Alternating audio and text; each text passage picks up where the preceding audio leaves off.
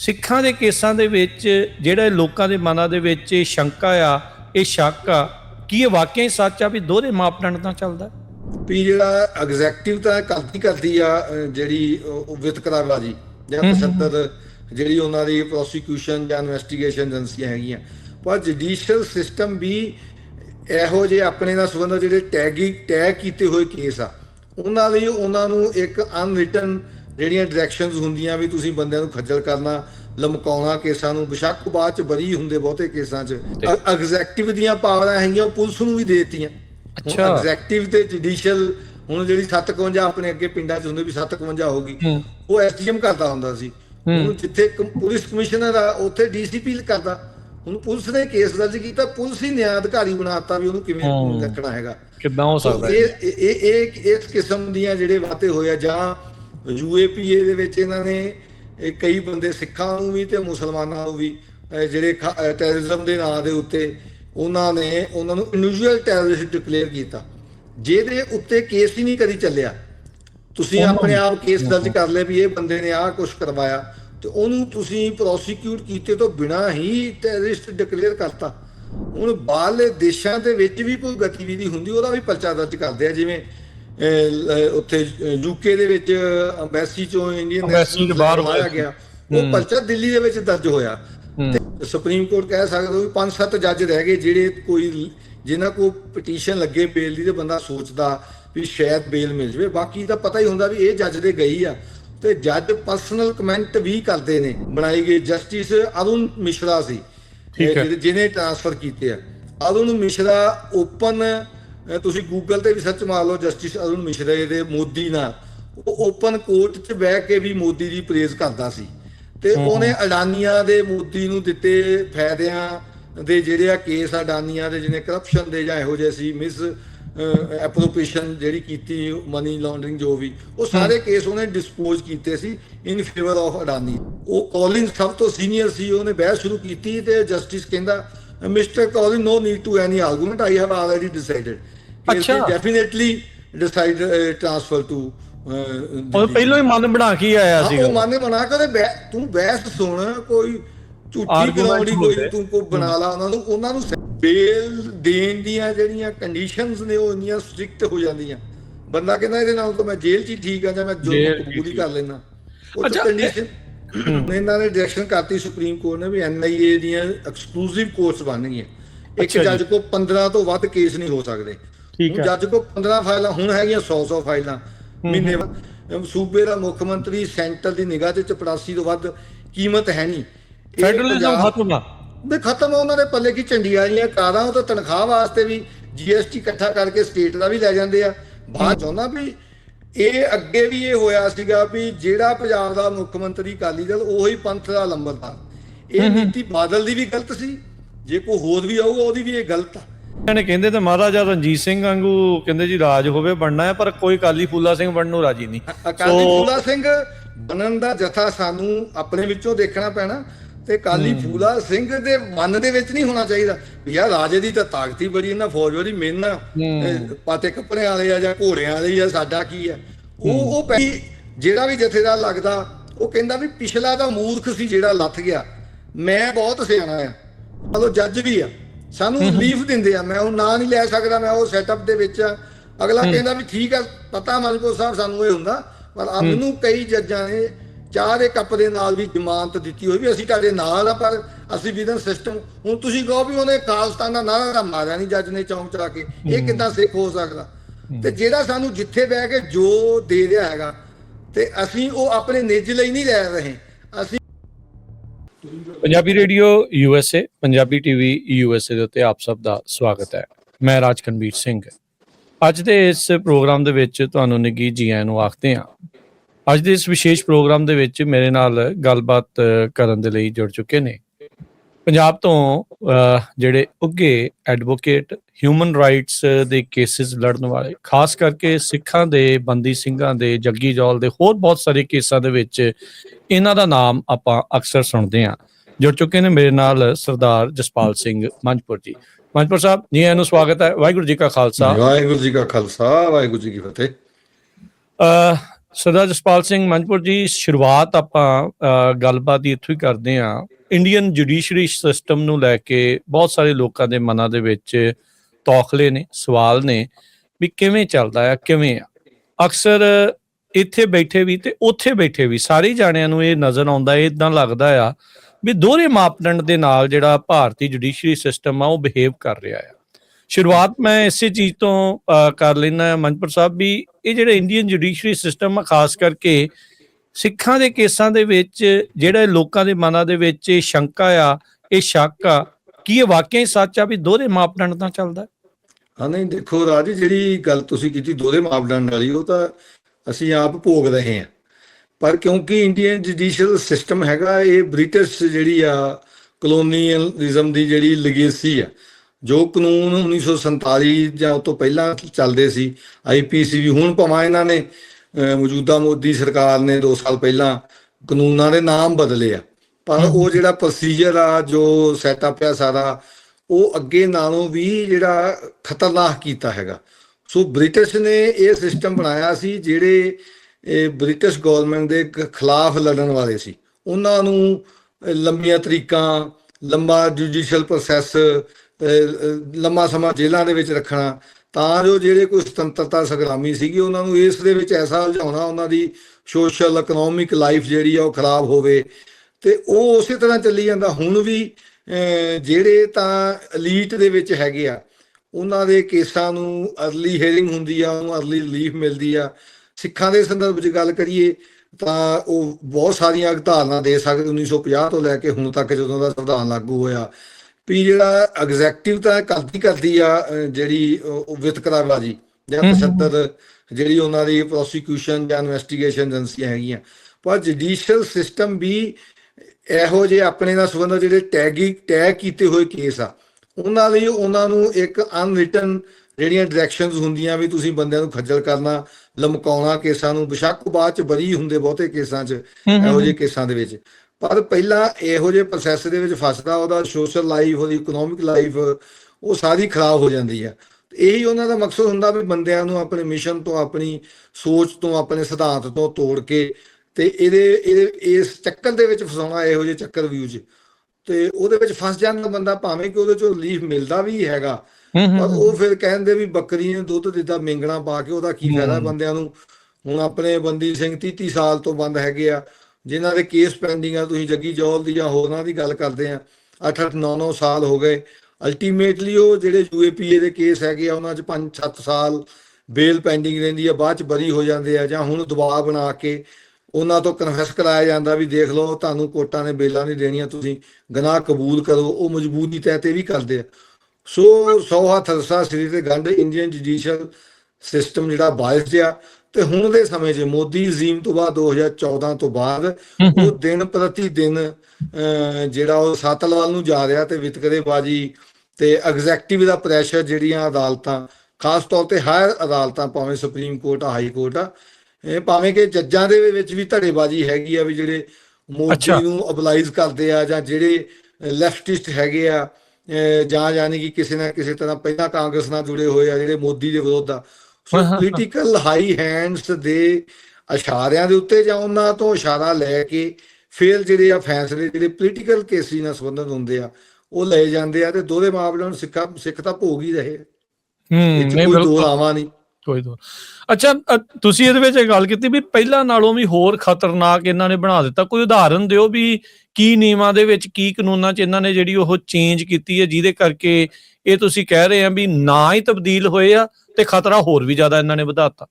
ਨਹੀਂ ਦੇਖੋ, ਜਿਵੇਂ ਹੁਣ ਪਹਿਲਾਂ ਟਾਡਾ ਸੀ, ਟਾਡਾ ਦੇ ਵਿੱਚ ਇਹਨਾਂ ਦੇ ਇੰਡੀਅਨ ਜਿਹੜੀ ਆ ਬਿਊਰੋ ਦੀ ਰਿਪੋਰਟ ਹੀ NCB, national crime report bureau ਹੁੰਦੀ ਆ, ਉਹਦੇ ਵਿੱਚ 95% ਤੋਂ ਵੱਧ ਕੇਸ ਟਾਡਾ ਦੇ ਬਰੀ ਹੋਏ, ਤੇ ਉਹ ਲਗਭਗ 98-99% ਜਾਂ ਉਸ ਤੋਂ ਵੀ ਵੱਧ ਘੱਟ ਗਿਣਤੀਆਂ ਸਿੱਖਾਂ ਦੇ ਉੱਤੇ, ਮੁਸਲਮਾਨਾਂ ਦੇ ਉੱਤੇ ਜਿਹੜੇ ਦਰਜ ਕੀਤੇ ਗਏ ਟਾਡਾ ਦੇ।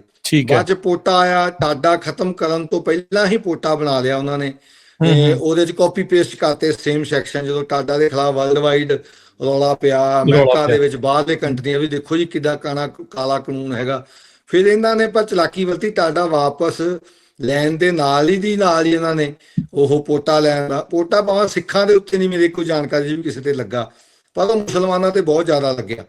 ਫਿਰ ਉਹ ਅੱਛਾ ਪੋਟਾ ਵਾਪਸ ਲੈਣ ਤੋਂ 3 ਮਹੀਨੇ ਪਹਿਲਾਂ ਇਹਨਾਂ ਨੇ 1967 ਦਾ ਐਕਟ ਸੀਗਾ UAPA, ਉਹਦੇ ਵਿੱਚ ਉਹ ਸੈਕਸ਼ਨ ਸਾਰੇ ਜਿਹੜੇ ਪਹਿਲਾਂ ਹੀ ਇਨਕਾਰਪੋਰੇਟ ਕਰਤੇ ਤੇ ਦਸੰਬਰ 2004 ਦੇ ਵਿੱਚ ਇਹਨਾਂ ਨੇ ਜਿਹੜਾ ਉਹ ਪੋਟਾ ਵਾਪਸ ਲੈ ਲਿਆ ਤੇ ਸਤੰਬਰ ਦੇ ਵਿੱਚ ਪਹਿਲੇ ਕਰ ਚੁੱਕੇ ਸੀ।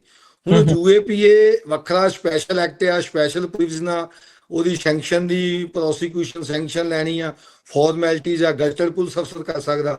ਹੁਣ ਅੱਜ ਦੀ ਤਰੀਕ UAPA ਐਕਟ ਵੀ ਹੈਗਾ, ਉਹਦੇ ਖਿਲਾਫ ਵੀ ਮੁਹਿੰਮ ਹੈਗੀ ਆ। ਉਹ ਮੈਂ ਵੀ ਕਈ ਵਾਰ ਡਾਟਾ ਦਿੱਤਾ ਵੀ ਬੰਦੇ ਬਰੀ ਹੁੰਦੇ ਆ 5-5 7-7 ਸਾਲਾਂ ਬਾਅਦ। ਹੁਣ ਇਹਨਾਂ ਨੇ BNS ਜਿਹੜੀ IPC ਦੀ ਜਗ੍ਹਾ ਤੇ ਬਣਾਈ ਆ, ਉਹਦੇ ਵਿੱਚ ਇੱਕੋ ਹੀ ਸੈਕਸ਼ਨ ਇਨਕਾਰਪੋਰੇਟ ਕਰਤਾ, 113 111 ਤੋਂ 113 ਤੱਕ ਦੇ ਹੈਗੇ। ਉਹ 'ਚ UAPA ਦੇ ਅਲੱਗ-ਅਲੱਗ ਸੈਕਸ਼ਨਾਂ ਨੂੰ ਇੱਕੋ ਹੀ ਸੈਕਸ਼ਨ ਦੇ ਜਿਹੜੇ ਸਬ ਸੈਕਸ਼ਨ ਕਰਕੇ ਉਹਨਾਂ ਨੇ ਜਿਹੜੀਆਂ ਵੀ ਫਾਰਮੈਲਿਟੀ ਸੀਗੀਆਂ ਉਹ ਸਾਰੀਆਂ ਖਤਮ ਕਰ ਦਿੱਤੀਆਂ। ਤੇ ਸੈਡੀਸ਼ਨ ਦੇ ਚਾਰਜ ਸੀ 124A, ਉਹਦੀ ਥਾਂ ਤੇ BNS ਦੇ ਵਿੱਚ ਉਹਨੂੰ ਹੋਰ ਵੀ ਹਾਸ਼ ਕਰਤਾ, ਦੇਸ਼ ਧਰੋਹ ਨੂੰ ਕਹਿਣ ਨੂੰ ਇਹ ਕਰਤਾ ਵੀ ਅਸੀਂ ਖਤਮ ਕਰਤਾ, ਪਰ ਉਹਦਾ ਨਾਮ ਹੋਰ ਦੇ ਕੇ ਤੇ ਉਹਨੂੰ ਜਿਹੜਾ ਤਿੱਖਾ ਕਰ ਦਿੱਤਾ, ਉਹਦੇ ਦੰਦ ਹੋਰ ਤਿੱਖੇ ਕਰਤੇ। ਐਗਜ਼ੈਕਟਿਵ ਦੀਆਂ ਪਾਵਰਾਂ ਹੈਗੀਆਂ ਉਹ ਪੁਲਿਸ ਨੂੰ ਵੀ ਦੇ ਦਿੱਤੀਆਂ। ਅੱਛਾ, ਐਗਜ਼ੈਕਟਿਵ ਤੇ ਜੁਡੀਸ਼ੀਅਲ, ਹੁਣ ਜਿਹੜੀ 57 ਆਪਣੇ ਅੱਗੇ ਪਿੰਡਾਂ 'ਚ ਹੁੰਦੇ ਵੀ 57 ਹੋ ਗਈ, ਉਹ SDM ਕਰਦਾ ਹੁੰਦਾ ਸੀ। ਹੁਣ ਜਿੱਥੇ ਪੁਲਿਸ ਕਮਿਸ਼ਨਰ ਆ ਉੱਥੇ DCP ਕਰਦਾ। ਹੁਣ ਪੁਲਿਸ ਨੇ ਕੇਸ ਦਰਜ ਕੀਤਾ, ਪੁਲਿਸ ਹੀ ਨਿਆਂ ਅਧਿਕਾਰੀ ਬਣਾਤਾ ਵੀ ਉਹਨੂੰ ਕਿਵੇਂ ਰੱਖਣਾ ਹੈਗਾ, ਕਿੱਦਾਂ ਹੋ ਸਕਦਾ। ਇਹ ਇਸ ਕਿਸਮ ਦੀਆਂ ਜਿਹੜੇ ਵਾਤੇ ਹੋਇਆ, ਜਾਂ UAPA ਦੇ ਵਿੱਚ ਇਹਨਾਂ ਨੇ ਕਈ ਬੰਦੇ ਸਿੱਖਾਂ ਨੂੰ ਵੀ ਤੇ ਮੁਸਲਮਾਨਾਂ ਨੂੰ ਵੀ ਜਿਹੜੇ ਟੈਰਰਿਜ਼ਮ ਦੇ ਨਾਂ ਦੇ ਉੱਤੇ ਉਹਨਾਂ ਨੂੰ ਇੰਡੀਵਿਜੂਅਲ ਟੈਰਰਿਸਟ ਡਿਕਲੇਅਰ ਕੀਤਾ, ਜਿਹਦੇ ਉੱਤੇ ਕੇਸ ਹੀ ਨਹੀਂ ਕਦੀ ਚੱਲਿਆ। ਤੁਸੀਂ ਆਪਣੇ ਆਪ ਕੇਸ ਦਰਜ ਕਰ ਲਿਆ ਵੀ ਇਹ ਬੰਦੇ ਨੇ ਆਹ ਕੁਛ ਕਰਵਾਇਆ, ਤੇ ਉਹਨੂੰ ਤੁਸੀਂ ਪ੍ਰੋਸੀਕਿਊਟ ਕੀਤੇ ਤੋਂ ਬਿਨਾਂ ਹੀ ਟੈਰਰਿਸਟ ਡਿਕਲੇਅਰ ਕਰਤਾ। ਜਿਹਦਾ ਭਾਈ ਹਰਦੀਪ ਸਿੰਘ ਨਿੱਜਰ ਨੂੰ, ਭਾਈ ਪਰਮਜੀਤ ਸਿੰਘ ਪੰਜਵਾਂ ਨੂੰ, ਚਾਚਾ ਵਧਾਵਾ ਸਿੰਘ ਨੂੰ, ਹੋਰ ਜਿੰਨੇ ਵੀ, ਰਣਜੀਤ ਸਿੰਘ ਨੀਟਾ, ਜਿਹੜੇ ਇਸ ਮੁਲਕ ਚੋਂ ਗਏ ਹੋਏ ਕਿੰਨੇ ਸਾਲ ਹੋ ਗਏ ਨਾਕਿਆਬੰਦੀ, ਸੋ ਉਹਨਾਂ ਨੂੰ ਇੰਡੀਵਿਜੂਅਲ ਟੈਰਰਿਸਟ ਜਿਹੜਾ ਹੋਰ ਵੀ ਗੁਰਪ੍ਰੀਤ ਪੰਨੂ ਨੂੰ ਵੀ, ਪਰਮਜੀਤ ਸਿੰਘ ਪੰਮਾ, ਹੋਰ ਵੀ ਕਿੰਨੇ ਨੂੰ ਇੰਡੀਵਿਜੂਅਲ ਟੈਰਰਿਸਟ ਡਿਕਲੇਅਰ ਕਰਤਾ। ਤੀਸਰਾ ਇਹਨਾਂ ਨੇ ਜਿਹੜਾ NIA ਨੈਸ਼ਨਲ ਇਨਵੈਸਟੀਗੇਸ਼ਨ ਏਜੰਸੀ ਬਣਾਈ ਤਾਂ ਕਾਂਗਰਸ ਪਾਰਟੀ ਨੇ ਸੀਗੀ 2008 ਦੇ ਵਿੱਚ, ਪਰ ਉਹਨੂੰ 2019 ਚ ਹੋਰ ਪਾਵਰਾਂ ਜਿਹੜੀਆਂ ਇਹਨਾਂ ਨੇ ਦਿੱਤੀਆਂ। ਹੁਣ ਬਾਹਰਲੇ ਦੇਸ਼ਾਂ ਦੇ ਵਿੱਚ ਵੀ ਕੋਈ ਗਤੀਵਿਧੀ ਹੁੰਦੀ ਉਹਦਾ ਵੀ ਪਰਚਾ ਦਰਜ ਕਰਦੇ ਆ, ਜਿਵੇਂ ਉੱਥੇ UK ਦੇ ਵਿੱਚ ਅੰਬੈਸੀ ਚੋਂ ਇੰਡੀਅਨ ਨੈਸ਼ਨਲ ਬਾਹਰ ਆਇਆ ਗਿਆ, ਉਹ ਪਰਚਾ ਦਿੱਲੀ ਦੇ ਵਿੱਚ ਦਰਜ ਹੋਇਆ। ਤੇ ਜਿਹੜਾ ਵੀ ਬੰਦਾ ਕਿਸੇ ਨਾ ਕਿਸੇ ਤਰ੍ਹਾਂ ਇੰਡੀਅਨ ਗਵਰਨਮੈਂਟ ਦੀ ਆਲੋਚਨਾ ਕਰਨ ਤੱਕ ਵੀ ਉੱਥੇ ਕੋਈ UK ਤੋਂ ਹੋਗਾ ਤੇ ਉਹਨੂੰ 에ਅਰਪੋਰਟ ਤੇ ਖੜਾ ਕੇ ਫਿਰ ਉਹ ਫੋਟੋਆਂ ਵੀਡੀਓ ਦਿਖਾਉਂਦੇ, ਵਿੱਚੋਂ ਬੰਦੇ ਆਇਡੈਂਟੀਫਾਈ ਕਰੋ, ਉਹ ਦੱਸੋ ਉਹਨਾਂ ਦੇ ਕੋਈ ਨਾਂ ਪਤੇ, ਤੇ ਅਸੀਂ ਉਹਨਾਂ ਨੂੰ ਜਿਹੜਾ ਪ੍ਰੋਸੀਕਿਊਟ ਕਰੀਏ। ਇਨ ਐਬਸੈਂਸੀਆ ਵੀ ਹੁਣ ਪ੍ਰੋਸੀਡਿੰਗ ਚੱਲਦੀਆਂ ਹੈਗੀਆਂ ਵੀ ਬੰਦਾ ਬਾਹਰ ਬੈਠਾ, ਉਹਨੂੰ ਇਨ ਐਬਸੈਂਸੀਆ ਉਹਦੇ ਤੇ ਕੇਸ ਚੱਲ ਕੇ ਉਹਨੂੰ ਕਨਵਿਕਟਡ ਡਿਕਲੇਅਰ ਕਰਕੇ ਵੀ ਜਦੋਂ ਆਊਗਾ ਉਹਨੂੰ ਦੋਸ਼ੀ ਕਰਾਰ ਦੇ ਦੇਣਾ, ਦੋਸ਼ੀ ਕਰਾਰ ਦੇ ਦੇਣਾ ਉਹਨੂੰ। ਹਾਂ, ਸੋ ਇਸ ਤਰ੍ਹਾਂ ਦੀਆਂ ਕਈ ਸੋਧਾਂ ਹੈਗੀਆਂ ਜਿਹੜੀਆਂ ਇਹ ਤਾਂ ਬਹੁਤ ਹੀ ਜ਼ਿਆਦਾ ਇੱਕ ਖਤਰਨਾਕ ਜਿਹੜੀ ਗੱਲ ਆ। ਸੰਵਿਧਾਨ ਦੇ ਵਿੱਚ ਉਹ ਤਾਂ ਕਹਿੰਦੇ ਵੀ ਟਰਾਇਲ ਹੋਊਗਾ, ਤੁਹਾਨੂੰ ਇਕੁਅਲ ਓਪਰਚੁਨਿਟੀ, ਬਰਾਬਰ ਦਾ ਮੌਕਾ ਅਦਾਲਤ ਦੇ ਵਿੱਚ ਮਿਲੂਗਾ, ਪਰ ਇਹ ਤਾਂ ਲੋਕਾਂ ਦੀ ਪਿੱਠ ਪਿੱਛੇ ਹੀ ਸਾਰਾ ਕੁਝ ਜਿਹੜਾ ਕਰੀ ਜਾ ਰਹੇ ਆ। ਉਹਦੇ ਚ ਅੱਜ ਇਹੀ ਆ ਵੀ ਇਹ ਜਿਹੜਾ ਹੁਣ ਅੱਗੇ ਚੱਲਦਾ ਹੁੰਦਾ ਸੀਗਾ ਵੀ ਅਦਾਲਤਾਂ ਕੁਝ ਇਨਸਾਫ ਕਰਨਗੀਆਂ। ਅਜੇ ਮੈਂ ਤਾਂ ਡਿਸਟ੍ਰਿਕਟ ਸੈਸ਼ਨ ਲੈਵਲ ਦੇ ਉੱਤੇ ਕੇਸ ਕਰਦਾ, NIA ਦੇ, UAPA ਦੇ, ਦਿੱਲੀ ਆ ਤੇ ਮੋਹਾਲੀ, ਪੰਜਾਬ, ਹਰਿਆਣਾ ਤੇ ਦਿੱਲੀ, ਚੰਡੀਗੜ੍ਹ, ਅੰਮ੍ਰਿਤਸਰ, ਜਲੰਧਰ, ਜਿੰਨੇ ਵੀ ਜ਼ਿਲ੍ਹੇ UAPA ਦੇ ਕੇਸ ਚੱਲਦੇ ਆ ਆਪਣੇ ਨੌਜਵਾਨਾਂ ਦੇ, ਉਹਨਾਂ ਦੇ ਵਿੱਚ ਤਾਂ ਹੁਣ ਜੁਡੀਸ਼ਰੀ ਵੀ ਨਾਲ ਉਹਨਾਂ ਨੇ ਵੈਸੇ ਲਿਖਤਾ UAPA ਵੀ 43D5 ਸੈਕਸ਼ਨ ਹੈਗਾ, ਉਹਦੇ ਤਹਿਤ ਜਿਹੜੀ ਉਹ ਅਦਾਲਤ ਬੇਲ ਦਿੰਦੀ ਨਹੀਂ, ਉੱਥੋਂ ਰਿਜੈਕਟ ਕਰਾ ਕੇ ਹਾਈ ਕੋਰਟ ਜਾਓ, ਹਾਈ ਕੋਰਟ 4-4 ਸਾਲ ਬੇਲਾਂ ਪੈਂਡਿੰਗ ਰਹਿੰਦੀਆਂ, 5-5 ਸਾਲ ਬੰਦੇ ਨੂੰ ਜਿਹਦਾ ਹੱਕ ਹੁੰਦਾ ਸਾਲ 6 ਮਹੀਨੇ ਬਾਅਦ ਬੇਲ ਲੈਣ ਦਾ, ਉਹਦੀ ਬੇਲ ਹਾਈ ਕੋਰਟ ਨੂੰ ਪਤਾ ਹੁੰਦਾ ਵੀ ਹਾਈ ਕੋਰਟ ਬੇਲ ਅਸੀਂ ਰਿਜੈਕਟ ਕਰ ਨਹੀਂ ਸਕਦੇ, ਦੇਣੀ ਹੈ ਨਹੀਂ। ਫਿਰ ਕੇਸ ਜਿਹੜਾ ਦਗਮਜੇ ਮਾਰਦੇ ਆ ਵੀ ਰੌਲਾ ਪਾਉਂਦੇ ਆ ਵੀ ਅਸੀਂ ਤਾਂ ਦੁਨੀਆ ਦੀ ਜੀ ਸਭ ਤੋਂ ਵੱਡੀ ਡੈਮੋਕ੍ਰੇਸੀ ਆ, ਸਭ ਤੋਂ ਐਡੀ ਡੈਮੋਕ੍ਰੇਸੀ ਨਾਂ ਦੀ ਤਾਂ ਫਿਰ ਚੀਜ਼ ਹੀ ਨਹੀਂ। ਇਹ ਤਾਂ ਫਿਰ ਬਹੁਤ ਹੀ ਰਿਪਰੈਸਿਵ ਅਪਰੇਟਸ ਆ ਇਹਨਾਂ ਦਾ। ਉਹਦੇ ਚ ਦੇਖੋ ਹੁਣ ਤੁਸੀਂ, ਮੈਂ ਉਦਾਹਰਨ ਦਵਾਂ, ਇੱਕ ਬੰਦੇ ਤੇ UAPA ਤੇ ਇੱਕ ਦੇਸੀ ਕੱਟੇ ਦਾ ਕੇਸ ਸੀ, ਠੀਕ ਹੈ, ਉਹਦੀ UAPA ਕਰਕੇ ਵੇਜਿੰਗ ਵਾਰ 121 ਲੱਗਣ ਕਰਕੇ ਉਹਦਾ ਕੇਸ ਜਿਹੜਾ 9 ਸਾਲ ਚੱਲਿਆ। 9 ਸਾਲਾਂ ਬਾਅਦ ਉਹਨੂੰ 2 ਸਾਲ ਦੀ ਸਜ਼ਾ ਹੋਈ, ਉਹਦੀ ਬੇਲ ਹਾਈ ਕੋਰਟ 'ਚ 4 ਸਾਲ ਪੈਂਡਿੰਗ ਰਹੀ। ਸੋ ਉਹਦੀ ਹਾਈ ਕੋਰਟ ਨੇ 4 ਸਾਲ ਬੇਲ ਪੈਂਡਿੰਗ ਦੇ ਨਾਲ ਕਿਹਾ ਵੀ ਕੇਸ ਚਲਾਓ, ਕੇਸ ਚਲਾਓ। ਕੇਸ 4 ਸਾਲ ਦੇ ਵਿੱਚ ਮੁੱਕ ਗਿਆ। ਯੂਏਪੀਏ ਦੇ ਜਿਹੜੇ ਸਖਤ ਧਾਰਾਵਾਂ ਸੀ 121 121 ਏ ਵਗੈਰਾ, ਉਹਨਾਂ ਚੋਂ ਬਰੀ ਹੋ ਗਿਆ। ਦੇਸੀ ਕੱਟੇ ਚ ਉਹਨੂੰ 2 ਸਾਲ ਦੀ ਜਿਹੜੀ ਸਜ਼ਾ ਕੀਤੀ। ਹਾਈ ਕੋਰਟ ਨੇ 4 ਸਾਲ ਬੇਲ ਨਹੀਂ ਦਿੱਤੀ। ਸੋ ਉਹਨੂੰ 9 ਸਾਲ ਕਸਟਡੀ ਕਟਾ ਕੇ 2 ਸਾਲ ਦੀ ਸਜ਼ਾ ਹੋਈ, ਜਿਹੜੀ ਉਹਨੇ 7 ਸਾਲ ਵੱਧ ਕੱਟੇ, ਤੇ ਹਾਈ ਕੋਰਟ ਨੇ ਉਹਨੂੰ ਬੇਲ ਨਹੀਂ ਦਿੱਤੀ। ਜਦੋਂ ਐਵੀਡੈਂਸ ਕਲੋਜ਼ ਹੋਣ ਤੱਕ ਬੇਲ ਦੀ ਸੁਣਵਾਈ ਹੋਈ ਤਾਂ ਪਹਿਲਾਂ ਕਿਹਾ ਵੀ ਐਵੀਡੈਂਸ ਹੋਣ ਦਿਓ, ਫਿਰ ਕਹਿੰਦੇ ਹੁਣ ਐਵੀਡੈਂਸ ਹੋ ਗਿਆ, ਹੁਣ ਬੇਲ ਕੀ ਕਰਨੀ ਆ। ਸੋ ਇਸ ਤਰ੍ਹਾਂ ਦੀਆਂ ਦਰਜਨਾਂ ਉਦਾਹਰਨਾਂ ਜਿਹੜੀਆਂ ਦਿੱਤੀਆਂ ਜਾ ਸਕਦੀਆਂ ਵੀ ਇੱਕ ਜੇ ਆਪਾਂ ਉਹ 'ਚ ਤੁਲਨਾ ਹੀ ਕਰੀਏ, ਇੱਕ ਦੇਸੀ ਕੱਟਾ ਮੰਨ ਲਓ ਲੁਧਿਆਣੇ ਸ਼ਹਿਰ 'ਚ ਕਿਸੇ ਪ੍ਰਵਾਸੀ ਕੋ ਫੜਿਆ ਗਿਆ, ਉਹਦੇ ਤੇ ਆਰਮਸ ਐਕਟ ਲੱਗ ਜਾਣਾ। ਹੁਣ ਉਹਦੇ 'ਚ ਭਾਵੇਂ ਸਜ਼ਾ ਵੱਧ ਗਈ, ਉਹ 'ਚ ਹਫ਼ਤੇ 'ਚ ਜ਼ਮਾਨਤ ਹੋ ਜਾਂਦੀ ਹੈ। ਨਾਰਮਲ ਕੇਸਾਂ 'ਚ ਵੀ ਉਹ ਜੇਲ੍ਹ ਗਿਆ, ਉਹਦਾ ਬੇਲ ਹੋ ਗਈ। ਜੇ ਉਹਦੇ 'ਚ 2-3 ਲਾਈਨਾਂ ਲਿਖਤੀਆਂ ਵੀ ਦੇਸ਼ ਦੀ ਏਕਤਾ ਅਖੰਡਤਾ ਨੂੰ ਖਤਰਾ ਜਾਂ ਫਲਾਣੇ ਜਥੇਬੰਦੀ ਨਾਲ ਸੰਬੰਧਿਤ ਅਮਨ ਸ਼ਾਂਤੀ ਭਾਈਚਾਰੇ ਨੂੰ, ਇਹ 3 ਲਾਈਨਾਂ ਲਿਖਣ ਦੇ ਨਾਲ ਉਹ ਤਾਂ ਯੂਏਪੀਏ ਲੱਗ ਜਾਣਾ। ਫਿਰ ਹੋ ਸਕਦਾ 3-4 ਸਾਲ ਉਹਨੂੰ ਬੇਲ ਨਾ ਮਿਲੇ। ਸੋ ਇਹ ਜਦੋਂ ਇਹ ਟੈਗ ਹੋ ਗਿਆ ਯੂਏਪੀਏ, ਤੇ ਇੱਕ ਤਰ੍ਹਾਂ ਦਾ ਕੋਈ ਰਿਟਨ ਨਹੀਂ ਹੈ, ਉਹ ਜੁਡੀਸ਼ਰੀ ਨੂੰ ਆਟੋਮੈਟਿਕਲੀ ਇੱਕ ਡਾਇਰੈਕਸ਼ਨ ਹੈ ਵੀ ਜੇ ਤੇ ਯੂਏਪੀਏ ਲੱਗਦਾ ਉਹਨੂੰ ਤੁਸੀਂ ਅੰਦਰ ਉਹਨੂੰ ਗਾਲਣਾ ਹੈਗਾ ਤੇ ਉਹਨੂੰ ਯਾਨੀ ਕਿ ਬੇਲ ਨਹੀਂ ਦੇਣੀ। ਸੋ ਇਸ ਤਰ੍ਹਾਂ ਜਿਹੜੇ ਆ ਯੂਏਪੀਏ ਦੇ ਕੇਸ ਅੰਤ ਨੂੰ ਬਰੀ ਹੋ ਜਾਂਦੇ ਆ। ਫਿਰ ਜੱਜਾਂ ਨੂੰ, ਥੱਲੇ ਵਾਲਿਆਂ ਨੂੰ ਹੁੰਦਾ ਵੀ ਹੁਣ ਜੇ ਬਿਲਕੁਲ ਬਰੀ ਕਰਾਂਗੇ ਫਿਰ ਬੰਦਾ ਕੰਪਨਸੇਸ਼ਨ ਆ ਮੰਗ ਲਵੇ, ਕੋਈ ਹੋਰ ਪ੍ਰੋਸੀਡਿੰਗ ਨਾ ਕਰੇ, ਉਹਨੂੰ ਫਿਰ ਅੰਡਰਗੋਨ ਕਰਦੇ ਨੇ ਵੀ ਚਲੋ ਜਿੰਨੀ ਕੱਟੀ ਆ ਤੂੰ, ਤੇਰਾ ਵੀ ਫਾਇਦਾ ਹੋ ਜੂ, ਤੂੰ ਵੀ ਬਾਹਰ ਚਲਿਆ ਜਾਏਗਾ। ਤੇ ਪ੍ਰੋਸੀਕਿਊਸ਼ਨ ਦਾ ਕੇਸ ਵੀ ਕਨਵਿਕਸ਼ਨ ਯੂਨਿਟ ਪੈ ਜਾਣਗੇ ਵੀ ਉਹਨਾਂ ਨੇ ਸਜ਼ਾ ਕਰਵਾਈ, ਬੰਦਾ ਮੰਨ ਗਿਆ, ਪਲੀਡ ਗਿਲਟੀ ਕਰ ਗਿਆ ਜਾਂ ਸਜ਼ਾ ਹੋ ਗਈ ਉਹਨੂੰ, ਜਾਂ ਔਨ ਮੈਰਿਟ ਕੇਸ ਜਿਹੜਾ ਡਿਸਾਈਡ ਹੋਇਆ। ਸੋ ਇਸ ਤਰ੍ਹਾਂ ਦਾ ਜਿਹੜਾ ਇੱਕ ਨੈਕਸਸ ਹੈਗਾ ਐਗਜ਼ੈਕਟਿਵ ਤੇ ਜੁਡੀਸ਼ਰੀ ਦਾ, ਖਾਸ ਤੌਰ ਤੇ ਸੁਪਰੀਮ ਕੋਰਟ, ਹਾਈ ਕੋਰਟ, ਉਹਦੇ 'ਚ ਬਹੁਤ ਸਾਰੇ ਬਹੁਗਿਣਤੀ ਜੱਜ, ਹੁਣ ਤੁਸੀਂ ਸੁਪਰੀਮ ਕੋਰਟ ਕਹਿ ਸਕਦੇ ਹੋ ਵੀ 5-7 ਜੱਜ ਰਹਿ ਗਏ ਜਿਹੜੇ ਜਿਨ੍ਹਾਂ ਕੋਲ ਪਟੀਸ਼ਨ ਲੱਗੇ ਬੇਲ ਦੀ, ਤੇ ਬੰਦਾ ਸੋਚਦਾ ਵੀ ਸ਼ਾਇਦ ਬੇਲ ਮਿਲ ਜਾਵੇ। ਬਾਕੀ ਤਾਂ ਪਤਾ ਹੀ ਹੁੰਦਾ ਵੀ ਇਹ ਜੱਜ ਦੇ ਗਈ ਆ, ਤੇ ਜੱਜ ਪਰਸਨਲ ਕਮੈਂਟ ਵੀ ਕਰਦੇ ਨੇ।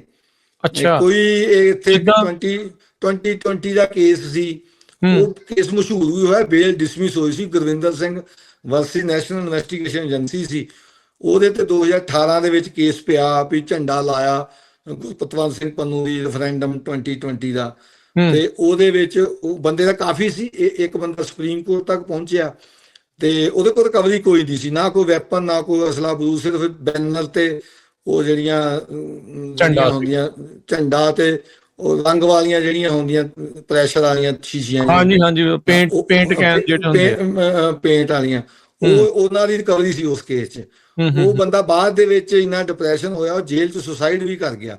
ਉਹਦੀ ਬੇਲ ਜਦੋਂ ਰਿਜੈਕਟ ਹੋਈ, ਉਹਦੀ ਬੇਲ ਜਦੋਂ ਸੁਣਵਾਈ ਤੇ ਸੀ, ਤਾਂ ਉਹਦੇ 'ਚ ਸੁਪਰੀਮ ਕੋਰਟ ਨੇ ਕਹਿਤਾ, ਹੁਣ ਤੁਸੀਂ ਕਨਸਟੀਟਿਊਸ਼ਨ ਦੀ ਗੱਲ ਕੀਤੀ ਵੀ ਉੱਥੇ ਸਾਰਿਆਂ ਨੂੰ ਰਾਈਟ ਆ, ਉਹਨਾਂ ਨੇ ਕਹਿਤਾ ਵੀ ਬੇਲ ਜਿਹੜੀ ਆ ਉਹ ਰਾਈਟ ਆ, ਜੇਲ੍ਹ ਐਕਸੈਪਸ਼ਨ ਆ ਆਮ ਕੇਸਾਂ 'ਚ।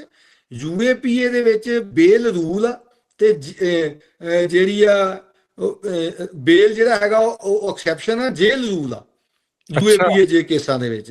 ਉਹਨਾਂ ਨੇ ਕਨਸਟੀਟਿਊਸ਼ਨ ਤੋਂ ਉਲਟ ਜਾ ਕੇ ਗੱਲ ਕੀਤੀ, ਉਹ ਬੰਦੇ ਦੀ ਬੇਲ ਰਿਜੈਕਟ ਕੀਤੀ। ਤੇ ਉਹਦੇ ਤੇ ਪਰਸਨਲ ਇਹ ਹੋਇਆ, ਉਹਦੇ ਤੇ ਜਿਵੇਂ ਪਰਸਨਲ ਆਪਾਂ ਗੱਲ ਕੀਤੀ, ਉਹਦੇ 'ਚੋਂ ਜੱਜ ਨੇ ਕਿਹਾ ਵੀ ਉਹੀ ਪੰਨੂ ਨੇ ਜਿਹੜਾ ਪਰਸੋਂ ਮੰਦਰ ਦੀਆਂ ਚਾਬੀਆਂ ਮੰਗਦਾ ਸੀ। ਉਹ ਜੱਜ ਨੇ ਕਿ ਮੀਡੀਆ ਤੇ ਯੁੱਗ ਹੈਗਾ, ਉਹਨੇ ਵੀ ਕਿਤੇ ਦੇਖਿਆ ਹੋਊਗਾ, ਕਿਤੇ ਵੀਡੀਓ ਆਈ, ਉਹਨੇ ਕਿਹਾ ਉਹੀ ਪੰਨੂ, ਕਹਿੰਦਾ ਹਾਂ ਇਹੀ ਹੈ ਜੀ। ਉਹ ਕਹਿੰਦਾ ਬੇਲ ਰਿਜੈਕਟ, ਵੀ ਇਹੋ ਜਿਹੇ ਬੰਦਿਆਂ ਨੂੰ ਕੀ ਬੇਲ ਦੇਣੀ। ਸੋ ਇਸ ਤਰ੍ਹਾਂ ਦੀ, ਯਾਨੀ ਕਿ ਗੁਰਪਤਵੰਤ ਸਿੰਘ ਪੰਨੂ ਉਸ ਕੇਸ 'ਚ ਪੀਓ ਆ, ਉਹ ਬੰਦੇ ਦੋਸ਼ੀ ਆ, 6-7 ਸਾਲ ਤੋਂ ਜੇਲ੍ਹ 'ਚ ਆ।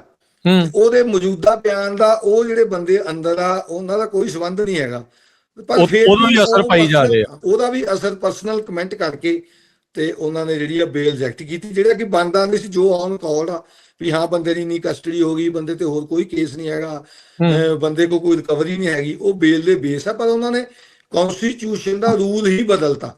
ਫਿਰ ਕੁਝ ਜੱਜਾਂ ਨੇ ਬੇਲਾਂ ਦਿੱਤੀਆਂ ਵੀ ਨਹੀਂ, ਇਹ 2 ਜੱਜਾਂ ਨੇ ਗਲਤ ਕਿਹਾ। ਜਿਹੜਾ ਯੂਏਪੀਏ ਕੇਸੀ ਦੇ ਵਿੱਚ ਉਹ ਮੁੰਡਾ ਉਮਰ ਖਾਲਿਦ ਸੀ ਦਿੱਲੀ ਵਾਲਾ, ਉਹਦੀ ਰਿਜੈਕਟ ਕੀਤੀ, ਉਹੀ ਗੁਰਵਿੰਦਰ ਸਿੰਘ ਵਾਲੀ ਜਜਮੈਂਟ ਲਾ ਕੇ, ਪਰ 2-5 ਜਣਿਆਂ ਨੂੰ ਬੇਲ ਦਿੱਤੀ ਵੀ। ਫਿਰ ਹੋਰ ਜੱਜ ਨੇ ਉਲਟ ਕਿਹਾ, ਹੁਣ ਉਹ ਰੈਫਰ ਚੀਫ ਜਸਟਿਸ ਨੇ ਫੁੱਲ ਬੈਂਚ ਨੂੰ ਕਰਤਾ ਹੈਗਾ ਵੀ ਇਹ ਗੱਲ ਨੂੰ ਕਲੀਅਰ ਕੀਤਾ ਜਾਵੇ ਵੀ ਬੇਲ ਦੇਣੀ ਯੂਏਪੀਏ ਨੂੰ, ਬੇਲ ਰੂਲ ਆ ਕਿ ਜੇਲ ਐਕਸੈਪਸ਼ਨ ਆ, ਇਹ ਤੇ ਡਿਸਾਈਡ ਕਰੋ।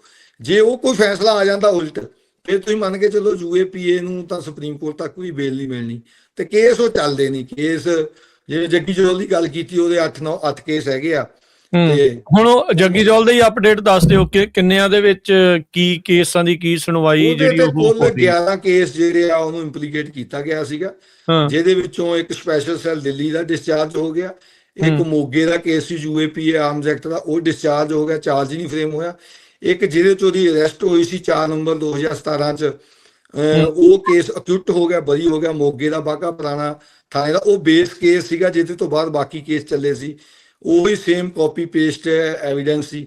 8 case NIA investigation agency Punjab ਤੋਂ ਟ੍ਰਾਂਸਫਰ ਕਰਕੇ ਸੁਪਰੀਮ ਕੋਰਟ ਦੇ ਰਾਹੀਂ ਦਿੱਲੀ ਦੇ ਵਿੱਚ ਲੈ ਗਈ ਸੀ 2019 ਮਈ 2019 ਦੇ ਵਿੱਚ। ਉਹਨਾਂ 8 ਕੇਸਾਂ ਚੋਂ ਇੱਕ ਕੇਸ 'ਚ 2022 ਚ ਉਹਨੂੰ, ਜਦੋਂ case Punjab Haryana High Court ਸੀ ਬੇਲ ਪੈਂਡਿੰਗ, ਉਹਨੇ ਬੇਲ ਦੇ ਦਿੱਤੀ ਸੀ। 7 ਕੇਸਾਂ ਦੀ ਉਹਦੀ ਬੇਲ ਦਿੱਲੀ ਹਾਈ ਕੋਰਟ ਦੇ ਵਿੱਚ ਰਿਜੈਕਟ ਹੋ ਗਈ ਸੀ। ਸੁਪਰੀਮ ਕੋਰਟ ਦੇ ਵਿੱਚ 1.5-2 ਸਾਲ ਹੋ ਚੱਲੇ ਲੱਗੀ ਨੂੰ, ਉਹਨਾਂ ਨੇ ਲਿੰਗਰ ਔਨ ਕਰਨ ਤੋਂ ਬਾਅਦ ਹੁਣ ਉਹਦੀ ਜੁਲਾਈ ਦੇ ਵਿੱਚ ਟੇਕ ਅਪ ਹੋਊਗਾ, ਉੱਥੇ ਛੁੱਟੀਆਂ ਚੱਲਦੀਆਂ 2nd ਜਾਂ 3rd ਵੀਕ ਦੇ ਵਿੱਚ। ਤਾਂ ਉਹਨਾਂ ਨੇ ਲਾਸਟ ਅਪਰਚੁਨਿਟੀ ਕੀਤੀ ਹੈ ਵੀ ਜਿਹੜੇ ਇਹਦੇ ਖਿਲਾਫ ਵਿਟਨੈਸ ਹੈਗੇ 2 ਪ੍ਰੋਟੈਕਟਡ, ਇੱਕ ਦੀ ਮੌਤ ਹੋ ਚੁੱਕੀ ਹੈ, ਇੱਕ ਜਿਹੜਾ ਉਹ ਕਰਾਇਆ ਜਾਵੇ ਤਾਂ ਜੋ ਅਸੀਂ ਬੇਲ ਡਿਸਾਈਡ ਕਰ ਸਕੀਏ ਵੀ ਉਹਦੇ ਅੰਗੇਜ ਆਉਂਦਾ ਜਾਂ ਨਹੀਂ ਆਉਂਦਾ। ਸੋ ਜੁਲਾਈ ਦੇ ਦੂਜੇ ਜਾਂ ਤੀਜੇ ਹਫਤੇ ਜਿਹੜੀਆਂ ਗਰਮੀਆਂ ਦੀਆਂ ਛੁੱਟੀਆਂ ਸੁਪਰੀਮ ਕੋਰਟ ਤੋਂ ਬਾਅਦ ਉਹਦੀ ਸੁਣਵਾਈ ਹੋ ਸਕਦੀ ਹੈ। ਇਹ 'ਚ ਇੰਟਰਸਟਿੰਗ ਗੱਲ ਇਹ, ਆਪਾਂ ਜੁਡੀਸ਼ੀਅਲ ਸਿਸਟਮ ਦੀ ਗੱਲ ਕਰਦੇ ਸੀ, ਜਿਹੜੇ ਕੇਸ ਟ੍ਰਾਂਸਫਰ ਹੋਏ ਆ ਜੱਗੀ ਜੌਲ, ਸ਼ੇਰਾ ਬੱਗਾ ਉਹਨਾਂ ਦੇ ਸਾਰੇ 8 ਕੇਸ ਜਿਹੜੇ NIA ਦੇ ਸੀ 2019 ਚ, ਉਹਦੇ ਵਿੱਚ ਟ੍ਰਾਂਸਫਰ ਹੋਣ ਦੀ ਜਿਹੜੀ ਗਰਾਊਂਡ ਬਣਾਈ ਗਈ ਜਸਟਿਸ ਅਰੁਣ ਮਿਸ਼ਰਾ ਸੀ ਜਿਹਨੇ ਟ੍ਰਾਂਸਫਰ ਕੀਤੇ ਆ। ਅਰੁਣ ਮਿਸ਼ਰਾ ਓਪਨ, ਤੁਸੀਂ ਗੂਗਲ ਤੇ ਵੀ ਸਰਚ ਮਾਰ ਲਓ ਜਸਟਿਸ ਅਰੁਣ ਮਿਸ਼ਰਾ ਦੇ ਮੋਦੀ ਨਾਲ, ਉਹ ਓਪਨ ਕੋਰਟ 'ਚ ਬਹਿ ਕੇ ਵੀ ਮੋਦੀ ਦੀ ਪ੍ਰੇਜ਼ ਕਰਦਾ ਸੀ। ਤੇ ਉਹਨੇ ਅਡਾਨੀਆਂ ਦੇ ਮੋਦੀ ਨੂੰ ਦਿੱਤੇ ਫਾਇਦਿਆਂ ਦੇ ਜਿਹੜੇ ਆ ਕੇਸ, ਅਡਾਨੀਆਂ ਦੇ ਜਿਹਨੇ ਕਰਪਸ਼ਨ ਦੇ ਜਾਂ ਇਹੋ ਜਿਹੇ ਸੀ, ਮਿਸ ਐਪਰੋਪ੍ਰੀਏਸ਼ਨ ਜਿਹੜੀ ਕੀਤੀ, ਮਨੀ ਲਾਂਡਰਿੰਗ ਜੋ ਵੀ, ਉਹ ਸਾਰੇ ਕੇਸ ਉਹਨੇ ਡਿਸਪੋਜ਼ ਕੀਤੇ ਸੀ ਇਨ ਫੇਵਰ ਆਫ ਅਡਾਨੀਜ਼। ਰਫੇਲ ਵਾਲਾ ਕੇਸ ਵੀ ਉਹਨੇ ਡਿਸਾਈਡ ਕੀਤਾ, ਸਰਕਾਰ ਦੇ ਖਿਲਾਫ ਕਰਨ ਤੋਂ ਇਨਕਾਰੀ ਕੀਤੀ। ਉਹ ਰਿਟਾਇਰਮੈਂਟ ਤੋਂ ਬਾਅਦ NHRC ਦਾ, ਨੈਸ਼ਨਲ ਹਿਊਮਨ ਰਾਈਟ ਕਮਿਸ਼ਨ ਦਾ ਚੇਅਰਮੈਨ ਵੀ ਲਾਇਆ। ਸੋ ਉਹ ਬੰਦੇ ਨੇ ਜਦੋਂ ਜੱਗੀ ਹੁਣਾਂ ਦੇ ਕੇਸ ਟ੍ਰਾਂਸਫਰ ਕੀਤੇ ਤੇ ਉਹਨੇ ਆਪਣੇ ਕੋਲੋਂ ਗਰਾਊਂਡ ਲਿਖ ਕੇ ਵੀ several witnesses have been shot dead, so the case and custody transfer to Delhi from Punjab, ਜਦ ਕਿ ਕਿਸੇ ਗਵਾਹ ਨੂੰ ਕਦੀ ਕੋਈ ਗੋਲੀ ਨਹੀਂ ਮਾਰੀ ਗਈ। ਉਹਨੇ ਲਿਖ ਕੇ ਵੀ ਗਵਾਹ ਮਾਰਨੇ ਸ਼ੁਰੂ ਕਰਤੇ ਪੰਜਾਬ 'ਚ ਰਹਿੰਦਿਆਂ ਹੋਇਆਂ ਇਹਨਾਂ ਨੇ, ਇਸ ਕਰਕੇ ਇਹ ਕੇਸ ਦਿੱਲੀ ਜਿਹੜੇ ਆ ਸ਼ਿਫਟ ਤੇ ਇਹਨਾਂ ਦੀ ਕਸਟਡੀ, ਇਹਨਾਂ ਨੂੰ ਦਿੱਲੀ ਜੇਲ੍ਹ 'ਚ ਰੱਖਿਆ ਜਾਵੇ। ਸੋ ਜਦੋਂ ਸੁਪਰੀਮ ਕੋਰਟ ਅਪੈਕਸ ਜਿਹੜੀ ਇੱਕ ਜਸਟਿਸ ਦੇਣ ਦੀ ਹੈਗੀ, ਉਹਦੇ ਜੱਜ ਇਸ ਲੈਵਲ ਦੇ ਉੱਤੇ ਤੁਸੀਂ ਫੈਸਲਾ ਕਰੋ। ਉਹਦੇ 'ਚ ਬਹੁਤ ਸੀਨੀਅਰ ਵਕੀਲ ਸੀਗੇ, ਜੱਗੀ ਜੌਲ ਡਾਕਟਰ ਇੱਕ ਗੁਰੂ ਸਵਾਮੀ ਆ ਲੇਡੀ, ਉਹ ਸੀ ਵਕੀਲ, ਕੋਲਿਨ ਗੋਨਸਾਲਵਸ ਸੀ, PS ਪਤਵਾਲੀਆ ਸੀ, ਉਹ ਕੋਲਿਨ ਸਭ ਤੋਂ ਸੀਨੀਅਰ ਸੀ। ਉਹਨੇ ਬਹਿਸ ਸ਼ੁਰੂ ਕੀਤੀ ਤੇ ਜਸਟਿਸ ਕਹਿੰਦਾ, mister Colin, no need to any argument, I have already decided, definitely decide transfer to ਉਹ ਪਹਿਲਾਂ ਹੀ ਮਨ ਬਣਾ ਕੇ ਆਇਆ ਸੀ। ਉਹ ਮਨ ਬਣਾ ਕੇ ਤੂੰ ਬਹਿਸ ਸੁਣ, ਕੋਈ ਝੂਠੀ ਗਰਾਊਂਡ ਹੀ ਕੋਈ ਤੂੰ ਕੋ ਬਣਾ ਲਾ, ਉਹਨਾਂ ਨੂੰ ਸੈਟੀਸਫਾਈਡ ਤਾਂ ਕਰਨਾ ਜਿਹੜੇ ਅੱਗੇ ਬੋਲਣ ਵਾਸਤੇ ਆਏ ਆ, ਜਿਨ੍ਹਾਂ ਨੇ ਫੀਸ ਵੀ ਲਈ ਬੋਲਣ ਦੀ। ਉਹ ਕਹਿੰਦਾ ਤੈਨੂੰ ਬੋਲਣ ਦੀ ਲੋੜ ਨਹੀਂ, ਮੈਂ ਡਿਸਾਈਡ ਕੀਤੇ ਹੋਇਆ। ਕੋਲਿਨ ਫਿਰ ਅਦਾਲਤਾਂ ਦਾ ਉੱਥੇ ਮਤਲਬ ਕੀ ਰਹਿ ਜਾਂਦਾ ਮੰਜਪੁਰ ਸਾਹਿਬ? ਅਦਾਲਤਾਂ ਦਾ ਦੇਖੋ ਉਹਦੇ 'ਚ ਇਹੀ ਆ ਵੀ ਲੜਾਈ ਤਾਂ ਲੜਾਈ ਹੋਈ ਆ, ਲਾਨੀ ਤਾਂ ਪੈਣੀ ਆ ਨਾ, ਨੰਗਿਆ ਕਰਨ ਵਾਸਤੇ ਲਾਨੀ ਪੈਣੀ ਹੈ। ਹੁਣ ਜੇ ਮੈਂ ਇਹ ਕੇਸ ਨੂੰ ਲੜਾ ਫਿਰ ਮੈਂ ਕਿਵੇਂ ਦੱਸ ਸਕਦਾ? ਫਿਰ ਕਹਿਣਾ ਦੇਖੋ ਜੀ ਤੁਸੀਂ, ਫਿਰ ਤੁਹਾਨੂੰ ਇੱਥੇ ਬੈਠੇ ਕਹਿਣਾ ਉਹਨਾਂ ਨੇ ਵੀ ਦੇਖੋ ਜੀ ਅਦਾਲਤਾਂ 'ਚ ਤਾਂ ਤੁਸੀਂ ਆਉਂਦੇ ਨਹੀਂ, ਤੁਸੀਂ ਤਾਂ ਸਰੈਂਡਰ ਹੀ ਕੀਤਾ ਹੋਇਆ, ਫਿਰ ਕਿੱਦਾਂ ਚੱਲੂਗਾ? ਸੋ ਇੰਨੀ ਜ਼ਿਆਦਾ, ਯਾਨੀ ਕਿ ਇਹ ਆ ਹੁਣ ਉਹ ਝੰਡੇ ਵਾਲੇ ਕੇਸ ਸੀ ਜਿਨ੍ਹਾਂ ਨੇ ਮੋਗੇ 2020 ਦੇ ਵਿੱਚ ਝੰਡਾ ਲਾਇਆ ਸੀ DC ਦਫ਼ਤਰ, ਤੇ ਉਹਨਾਂ 'ਚੋਂ 2 ਬੰਦਿਆਂ ਨੂੰ ਬੇਲ ਮਿਲੀ, 2 ਨੂੰ ਬੇਲ ਹੋ ਸਕਦੀ ਸੀ ਹਾਈ ਕੋਰਟ, ਪਰ ਉਹਨਾਂ ਨੂੰ ਸਜ਼ਾ ਵੱਧ ਤੋਂ ਵੱਧ 7 ਸਾਲ ਹੋਣੀ ਸੀ। ਉਹਨਾਂ ਨੇ 5 ਸਾਲ 8 ਮਹੀਨੇ ਕੱਟਣ ਤੋਂ ਬਾਅਦ ਕਨਫੈਸ ਕਰਕੇ 5 ਸਾਲ 6 ਮਹੀਨੇ ਦੀ ਸਜ਼ਾ ਲੈ ਕੇ ਉਹ ਘਰੇ ਗਏ, ਕਿਉਂਕਿ ਬੇਲ ਦੇਣ ਦੀਆਂ ਜਿਹੜੀਆਂ ਕੰਡੀਸ਼ਨਸ ਨੇ ਉਹ ਇੰਨੀਆਂ ਸਟ੍ਰਿਕਟ ਹੋ ਜਾਂਦੀਆਂ। ਬੰਦਾ ਕਹਿੰਦਾ ਇਹਦੇ ਨਾਲ ਤਾਂ ਮੈਂ ਜੇਲ੍ਹ 'ਚ ਹੀ ਠੀਕ ਆ, ਜਾਂ ਮੈਂ ਜੁਰਮ ਕਬੂਲ ਹੀ ਕਰ ਲੈਣਾ। ਉਹ ਕੰਡੀਸ਼ਨ ਇਹ ਜੱਗੀ ਜੌਲ ਦੇ ਕੇਸ ਦੇ ਵਿੱਚ ਹੁਣ ਤੁਸੀਂ ਜਿੱਦਾਂ ਕਿਹਾ ਵੀ ਜੁਲਾਈ ਦੇ ਵਿੱਚ ਜਾਂ ਹਾਂਜੀ ਛੁੱਟੀਆਂ ਤੋਂ ਬਾਅਦ ਦੇ ਵਿੱਚ ਕੀ ਆਸ ਉਮੀਦ ਹੈਗੀ ਆ ਉਸ ਕੇਸ ਦੇ ਵਿੱਚ? ਹੁਣ ਅੱਗੇ ਦੇਖੋ ਉਹ ਕੇਸ ਤਾਂ ਅੱਜ ਤੋਂ 4 ਸਾਲ 5 ਸਾਲ ਪਹਿਲਾਂ ਹੀ ਬੇਲ ਆਊਟ ਹੋਣੇ ਚਾਹੀਦੇ ਸੀ, ਕਿਉਂਕਿ ਕੇਸ ਡਿਲੇ ਆ। ਕੇਸਾਂ ਦੇ 8 ਕੇਸਾਂ ਦੇ ਕੁੱਲ 1350 1400 ਵਿਟਨੈਸ ਆ, ਤੇ ਜਿਹਦੇ ਚੋਂ 350 ਜਾਂ 370 ਦੇ ਕਰੀਬ ਵਿਟਨੈਸ ਹੋਏ ਆ। ਤੁਸੀਂ ਲਾਓ ਵੀ 1100 ਵਿਟਨੈਸ ਅਜੇ ਪੈਂਡਿੰਗ ਆ, ਤੇ 8.5 ਸਾਲ ਤੋਂ ਵੱਧ ਦੀ ਕਸਟਡੀ ਹੋ ਗਈ ਆ। ਤੇ 8 ਸਾਲਾਂ 'ਚ 350 ਵਿਟਨੈਸ ਹੋਇਆ ਅਜੇ, ਤੇ ਅਜੇ 1100 ਵਿਟਨੈਸ ਹੋਰ ਹੋਣਾ, ਯਾਨੀ ਕਿ 4 ਗੁਣਾ ਅਜੇ ਵਿਟਨੈਸ ਪੈਂਡਿੰਗ ਆ। ਹੋਰ ਉਹਦੇ ਪੈਂਡਿੰਗ। ਤੋਂ ਉਹ 'ਚੋਂ ਛੱਡਣਗੇ ਵੀ ਚਲੋ, ਪਰ ਫੇਰ ਵੀ 100 150 ਤਾਂ ਕਰਾਉਣਗੇ ਨਾ। ਜਿਹੜੇ ਹੁਣ ਕੇਸ 'ਚ 235 ਵਿਟਨੈਸ ਆ, 35 ਛੱਡ ਦੇਣਗੇ, 200 ਤਾਂ ਨਹੀਂ ਛੱਡਣਗੇ। 35 ਛੱਡ ਦੇਣਗੇ, 100 ਮਤਲਬ ਇਹ ਛੱਡ ਦੇਣਗੇ। ਤਰੀਕਾ ਇਹਨਾਂ ਨੇ ਬਣਾਇਆ ਆ ਵੀ ਹਾਂ, ਇਹ ਲੰਮਾ ਸਮਾਂ ਜੇਲ੍ਹ ਦੇ ਵਿੱਚ ਲੰਮਾ ਰੱਖਣ ਦਾ। ਸਮਾਂ ਕਟਾਉਣੀ ਹੈ ਇਸ ਤਰੀਕੇ ਦੇ ਨਾਲ। ਹਾਂ, ਉਹਦੇ ਵਿੱਚ ਮੁੜ ਕੇ ਇਹ ਪ੍ਰੈਸ਼ਰ ਫੇ ਆ ਜਾਂਦਾ ਜਦੋਂ 5 ਸਾਲ ਤੋਂ ਬਾਅਦ ਅੰਦਰ ਰੱਖਦੇ ਬੰਦਿਆਂ ਨੂੰ। ਫਿਰ ਇੱਕ ਤਰ੍ਹਾਂ ਦਾ ਏਜੰਸੀ ਜੀ ਜੇਲ੍ਹਾਂ ਦੇ ਵਿੱਚ ਬੰਦਿਆਂ ਨੂੰ ਜਾ ਕੇ ਕਹਿੰਦੀ ਵੀ ਦੇਖ ਲਾ, ਤੇਰਾ ਵਕੀਲ ਵੀ ਨਹੀਂ ਤੈਨੂੰ ਛੁਡਾ ਸਕਦਾ, ਤੈਨੂੰ ਹਾਈ ਕੋਰਟ ਤੋਂ ਬੇਲ ਵੀ ਨਹੀਂ ਮਿਲੀ, ਸੁਪਰੀਮ ਕੋਰਟ ਵੀ ਤੇਰੀ 2 ਸਾਲ ਹੋ ਗਏ ਪੈਂਡਿੰਗ ਆ, ਤੂੰ ਜੁਰਮ ਕਬੂਲ ਕਰ ਲਾ, ਅਸੀਂ ਸੈਟਿੰਗ ਕਰਕੇ ਜੱਜ ਨਾਲ ਤੈਨੂੰ ਅੰਡਰਗੋਨ ਕਰਾ ਦੇਾਂਗੇ। ਦੇਖ ਲਓ ਆਪੇ ਹੀ ਫਿਰ ਉਹ ਬੰਦਾ ਕੀ ਕਰਦਾ, ਮਰਦਾ ਕੀ ਨਾ। ਉਹ ਅਗਲਾ ਕਹਿੰਦਾ ਵੀ ਮੇਰਾ ਨਾ ਕੇਸ ਮੁੱਕ ਰਿਹਾ, ਨਾ ਮੈਨੂੰ ਬੇਲ ਮਿਲ ਰਹੀ, ਮੈਂ ਜੇਲ੍ਹ 'ਚ ਵੀ ਸਕਦਾ, ਮੈਂ ਬਾਹਰ ਤਾਂ ਜਾਊਂਗਾ ਜਦੋਂ ਮੰਨ ਲੈਣਾ। ਉਹ ਫਿਰ ਟੈਗਿੰਗ ਹੋ ਜਾਂਦੀ ਹੈ ਉਹ 'ਚ। ਫਿਰ ਤੁਸੀਂ ਵੀ ਸੁਣਦੇ ਹੋ ਕਿ ਨੈਸ਼ਨਲ ਇਨਵੈਸਟੀਗੇਸ਼ਨ ਏਜੰਸੀ ਦੀ ਜਿਹੜੀ ਆ ਕਨਵਿਕਸ਼ਨ ਰੇਟ ਬਹੁਤ ਜ਼ਿਆਦਾ ਹੈ। ਉਹ ਇਸੇ ਤਰ੍ਹਾਂ ਹੀ ਜ਼ਿਆਦਾ ਆ ਵੀ ਬੰਦੇ ਮਜਬੂਰ ਹੋ ਕੇ ਕਨਫੈਸ ਕਰ ਲੈਂਦੇ ਆ। ਮਜਬੂਰੀ ਦਾ ਫਾਇਦਾ ਚੱਕਦੇ ਉਹਨਾਂ ਦਾ। ਜੱਗੀ ਤੇ ਵੀ ਇਹ ਪ੍ਰੈਸ਼ਰ ਕਈ ਵਾਰ ਪਾਇਆ। ਹੁਣ ਲੇਟੈਸਟ ਅਗੜਾ ਹੈ ਉਦਾਂ ਜੱਗੀ, ਉਹ ਤਾਂ ਠੀਕ ਆ, ਉਹ ਠੀਕ ਆ, ਉਹ ਸਮਝਦਾ, ਉਹ ਜਿਹੜੀਆਂ ਗੱਲਾਂ ਉਹ ਪੜ੍ਹਦਾ ਲਿਖਦਾ ਤੇ ਉਹ ਸਾਰਾ ਉਹ ਸੀਗਾ, ਉਹਨੇ ਫੁੱਲ ਪਿੰਡੇ ਤੇ ਹੰਢਾਈਆਂ, ਉਹਨੇ ਮਹਿਸੂਸ ਬਹੁਤ ਕੀਤਾ। ਇਹ ਗੱਲ ਉਹ ਫੀਲ ਕਰਦਾ ਬੰਦਾ ਵੀ ਜਿਹੜੀਆਂ ਗੱਲਾਂ, ਜਿਹੜੀ ਇੱਕ ਗੱਲ ਪੜ੍ਹਨੀ ਆ, ਸੁਣਨੀ ਆ, ਤੇ ਇੱਕ ਉਹਦੇ ਵਿੱਚੋਂ ਦੀ ਗੁਜ਼ਰਨਾ ਵੀ ਜਿਨ੍ਹਾਂ ਬਾਰੇ ਮੈਂ ਪੜ੍ਹਿਆ, ਸੁਣਿਆ, ਲਿਖਿਆ, ਤੇ ਉਹਨਾਂ ਨੇ ਕਿਵੇਂ ਉਹ ਸਮਾਂ ਜਿਹੜਾ ਬਤੀਤ ਕੀਤਾ। ਸੋ ਉਹਦੀ ਹੁਣ ਜਦੋਂ ਪੰਜਾਬ ਦੀ ਘਾਲਣਾ ਤੋਂ ਉਹ ਸਬਕ ਲੈਂਦਾ ਆ, ਸਬਕ ਹੀ ਲੈਣਾ ਚਾਹੀਦਾ। ਦੇਖੋ ਫੇਰ ਜੇਲ੍ਹ ਤਾਂ ਫੇਰ ਹੀ ਕੱਟੀ ਜਾਂਦੀ ਹੈ। ਜੇ ਬੰਦਾ ਨਹੀਂ ਕਰੂੰਗਾ ਫਿਰ ਤਾਂ ਜੇਲ੍ਹ ਇੱਕ ਦਿਨ ਵੀ ਕੱਟਣਾ ਬਹੁਤ ਔਖਾ। ਅੱਛਾ, ਹਿਊਮਨ ਰਾਈਟ ਜਿਹੜਾ UN ਦਾ ਆ, ਉਹਨੇ ਵੀ ਜਗਤਾਰ ਜੱਗੀ ਦੀ ਇਸ ਜਿਹੜੀ ਡਿਟੈਂਸ਼ਨ ਆ ਉਸ ਨੂੰ ਆਰਬਿਟਰਰੀ ਤੇ ਡਿਸਕ੍ਰਿਮੀਨੇਟਰੀ ਜਿਹੜਾ ਉਹ ਆਖਿਆ। ਭਾਰਤ ਵਾਲੇ ਫਿਰ ਵੀ ਇਸ ਦੇ ਉੱਤੇ ਕੋਈ ਐਕਸ਼ਨ ਜਿਹੜਾ ਉਹ ਨਹੀਂ ਲੈਂਦੇ ਕਿ UN ਦੀ ਇਹਨਾਂ ਰੂਲਿੰਗ ਦਾ ਫਿਰ ਕੋਈ ਸਿਗਨੀਫੀਕੈਂਸ ਰਹਿੰਦਾ ਹੈ? ਨਹੀਂ, ਉਹ ਤਾਂ ਦੇਖੋ ਗਾਈਡਲਾਈਨ ਸੀ ਨਾ, ਉਹ ਕੋਈ ਆਰਡਰ ਤਾਂ ਕਰ ਨਹੀਂ ਸਕਦੇ। ਉਹ ਤਾਂ ਐਕਸਪੋਜ਼ ਤਾਂ ਹੁੰਦੇ ਹੀ ਆ। ਜਦੋਂ ਕੋਈ ਨੌਜਵਾਨ ਆਪਣੇ ਵਕੀਲ ਸਾਹਿਬ ਇੱਥੋਂ ਹੈਗੇ ਕੈਨੇਡਾ ਐਡਮਿੰਟਨ ਤੋਂ, ਪ੍ਰਭਜੋਤ ਸਿੰਘ ਨੂੰ ਗਏ ਉੱਥੇ ਨੇ UAP ਦਾ ਕੀਤਾ, ਉਹਨਾਂ ਦੇ ਜਿਹੜੇ ਸਪੈਸ਼ਲ ਕੈਪਚਰ ਤੇ ਮਾਹਰ 7-8 ਬੰਦਿਆਂ ਨੇ ਇੰਡੀਆ ਨੂੰ ਲੈਟਰ ਲਿਖੀ ਹੋਈ ਆ। ਉਹ ਹੁਣ ਜਵਾਬ ਦੇਊਗਾ ਇੰਡੀਆ, ਫਿਰ ਉਹ ਪਬਲਿਕ ਕਰਨਗੇ ਵੀ ਇੰਡੀਆ ਨੇ ਕੀ ਜਵਾਬ ਦਿੱਤਾ। ਵੀ ਤੁਸੀਂ ਇਹਦੀ ਜਿਹੜੀ ਆਰਬਿਟਰੀ ਡਿਟੈਂਸ਼ਨ ਰੱਖਦੇ ਹੋ, ਜਿਹੜੀ ਪ੍ਰੀ ਟ੍ਰਾਇਲ ਡਿਟੈਂਸ਼ਨ ਆ, ਬੰਦੇ ਨੂੰ ਤੁਸੀਂ ਫਿਰ 10 ਸਾਲਾਂ ਬਾਅਦ ਕਹਿੰਦੇ ਜਾ ਭਾਈ ਤੈਨੂੰ ਬਰੀ ਕਰਤਾ, ਉਹਦੀ ਜਿਹੜੀ ਪ੍ਰਾਈਮ 10 ਸਾਲ ਹੈਗੇ ਆ, ਉਹਦਾ ਕੋਈ ਲੇਖਾ ਥੋੜੋ ਫਿਰ ਕਿਸੇ ਦੇ ਉੱਤੇ ਕੀ ਕਾਰਵਾਈ ਹੁੰਦੀ ਹੈ। ਉਹ ਚ ਹੁਣ ਕੰਪਨਸੇਸ਼ਨ ਵੀ ਬੰਦਾ ਇੱਥੇ ਨਹੀਂ, ਕਿਉਂਕਿ ਉਹਨੂੰ ਬੈਨੀਫਿਟ ਆਫ ਡਾਊਟ ਦੇ ਦਿੰਦੇ ਆ। ਬੰਦਾ ਉਹ ਵੀ ਨਹੀਂ ਕਲੇਮ ਕਰ ਸਕਦਾ। ਉਹ ਕਹਿੰਦੇ ਵੀ ਤੈਨੂੰ ਸਜ਼ਾ ਤਾਂ ਕਰਨੀ ਸੀ, ਤੈਨੂੰ ਸ਼ੱਕ ਦੇ ਆਧਾਰ ਤੇ ਉੱਤੇ ਛੱਡਿਆ ਕਿਉਂਕਿ ਤੇਰਾ ਵਿਟਨੈਸ, ਹੁਣ ਜੱਗੀ ਜੋਲ ਦਾ ਵਿਟਨੈਸ ਦੀ ਡੈਥ ਰਿਪੋਰਟ ਆ ਗਈ। ਹੁਣ ਉਹਨੂੰ ਇਹੀ ਕਹਿਣਾ ਵੀ ਤੇਰਾ ਵਿਟਨੈਸ ਮਰ ਗਿਆ, ਨਹੀਂ ਤੇ ਸਜ਼ਾ ਤਾਂ ਤੈਨੂੰ ਹੋਣੀ ਸੀ। ਜੇ ਤੈਨੂੰ ਬਰੀ ਕਰ ਰਹੇ ਆ ਤੇ ਤੈਨੂੰ ਬੈਨੀਫਿਟ ਆਫ ਡਾਊਟ ਦਿੱਤਾ ਕਿਉਂਕਿ ਵਿਟਨੈਸ ਨਹੀਂ ਐਗਜ਼ਾਮਿਨ ਹੋ ਸਕਿਆ, ਉਹਦੀ ਡੈਥ ਹੋ ਗਈ। ਸੋ ਉਹਨੂੰ ਬੈਨੀਫਿਟ ਆਫ ਡਾਊਟ ਦਿੰਦੇ ਆ। ਸੋ ਇਹ ਤਾਂ ਇੱਕ ਆ ਵੀ ਲੰਮਾ ਸਮਾਂ ਹੁਣ ਆਮ UAP NIA ਦੇ ਕੇਸਾਂ 'ਚ 5 ਸਾਲ ਤੱਕ ਨਾਰਮਲ ਕਸਟਡੀ ਹੋ ਗਈ, ਇੱਕ ਪ੍ਰੈਸੀਡੈਂਟ ਹੋ ਗਿਆ। ਅਸੀਂ ਇੱਕ ਬੇਲ 'ਚ ਹਾਈ ਕੋਰਟ ਸਾਲ ਬਾਅਦ ਚਲੇ ਗਏ, ਉਹ ਜੱਜ ਕਹਿੰਦਾ ਇਹ ਤਾਂ ਸਾਲ ਹੀ ਹੋਇਆ। ਉਹਨੇ ਜੁਲਾਈ ਤੋਂ, ਤੁਸੀਂ ਕੀ ਕਰਨਾ ਕਿ ਏਡੀ ਜਲਦੀ, ਮਤਲਬ ਸਾਲ ਹੀ ਹੋਇਆ ਨਾ, ਜੁਲਾਈ 2025 ਤੋਂ ਜਨਵਰੀ 2026 ਦੀ ਤਰੀਕ ਪਾਤੀ, ਕਹਿੰਦਾ 2 ਸਾਲ ਹੋ ਜਾਣਗੇ ਜਨਵਰੀ 'ਚ, ਫਿਰ ਦੇਖਾਂਗੇ। ਚਲੋ ਉਹਨੂੰ ਬੇਲ ਮਿਲ ਗਈ, ਹੁਣ ਉਹਨੂੰ ਮਈ ਦੇ ਵਿੱਚ ਬੇਲ ਮਿਲੀ ਆ।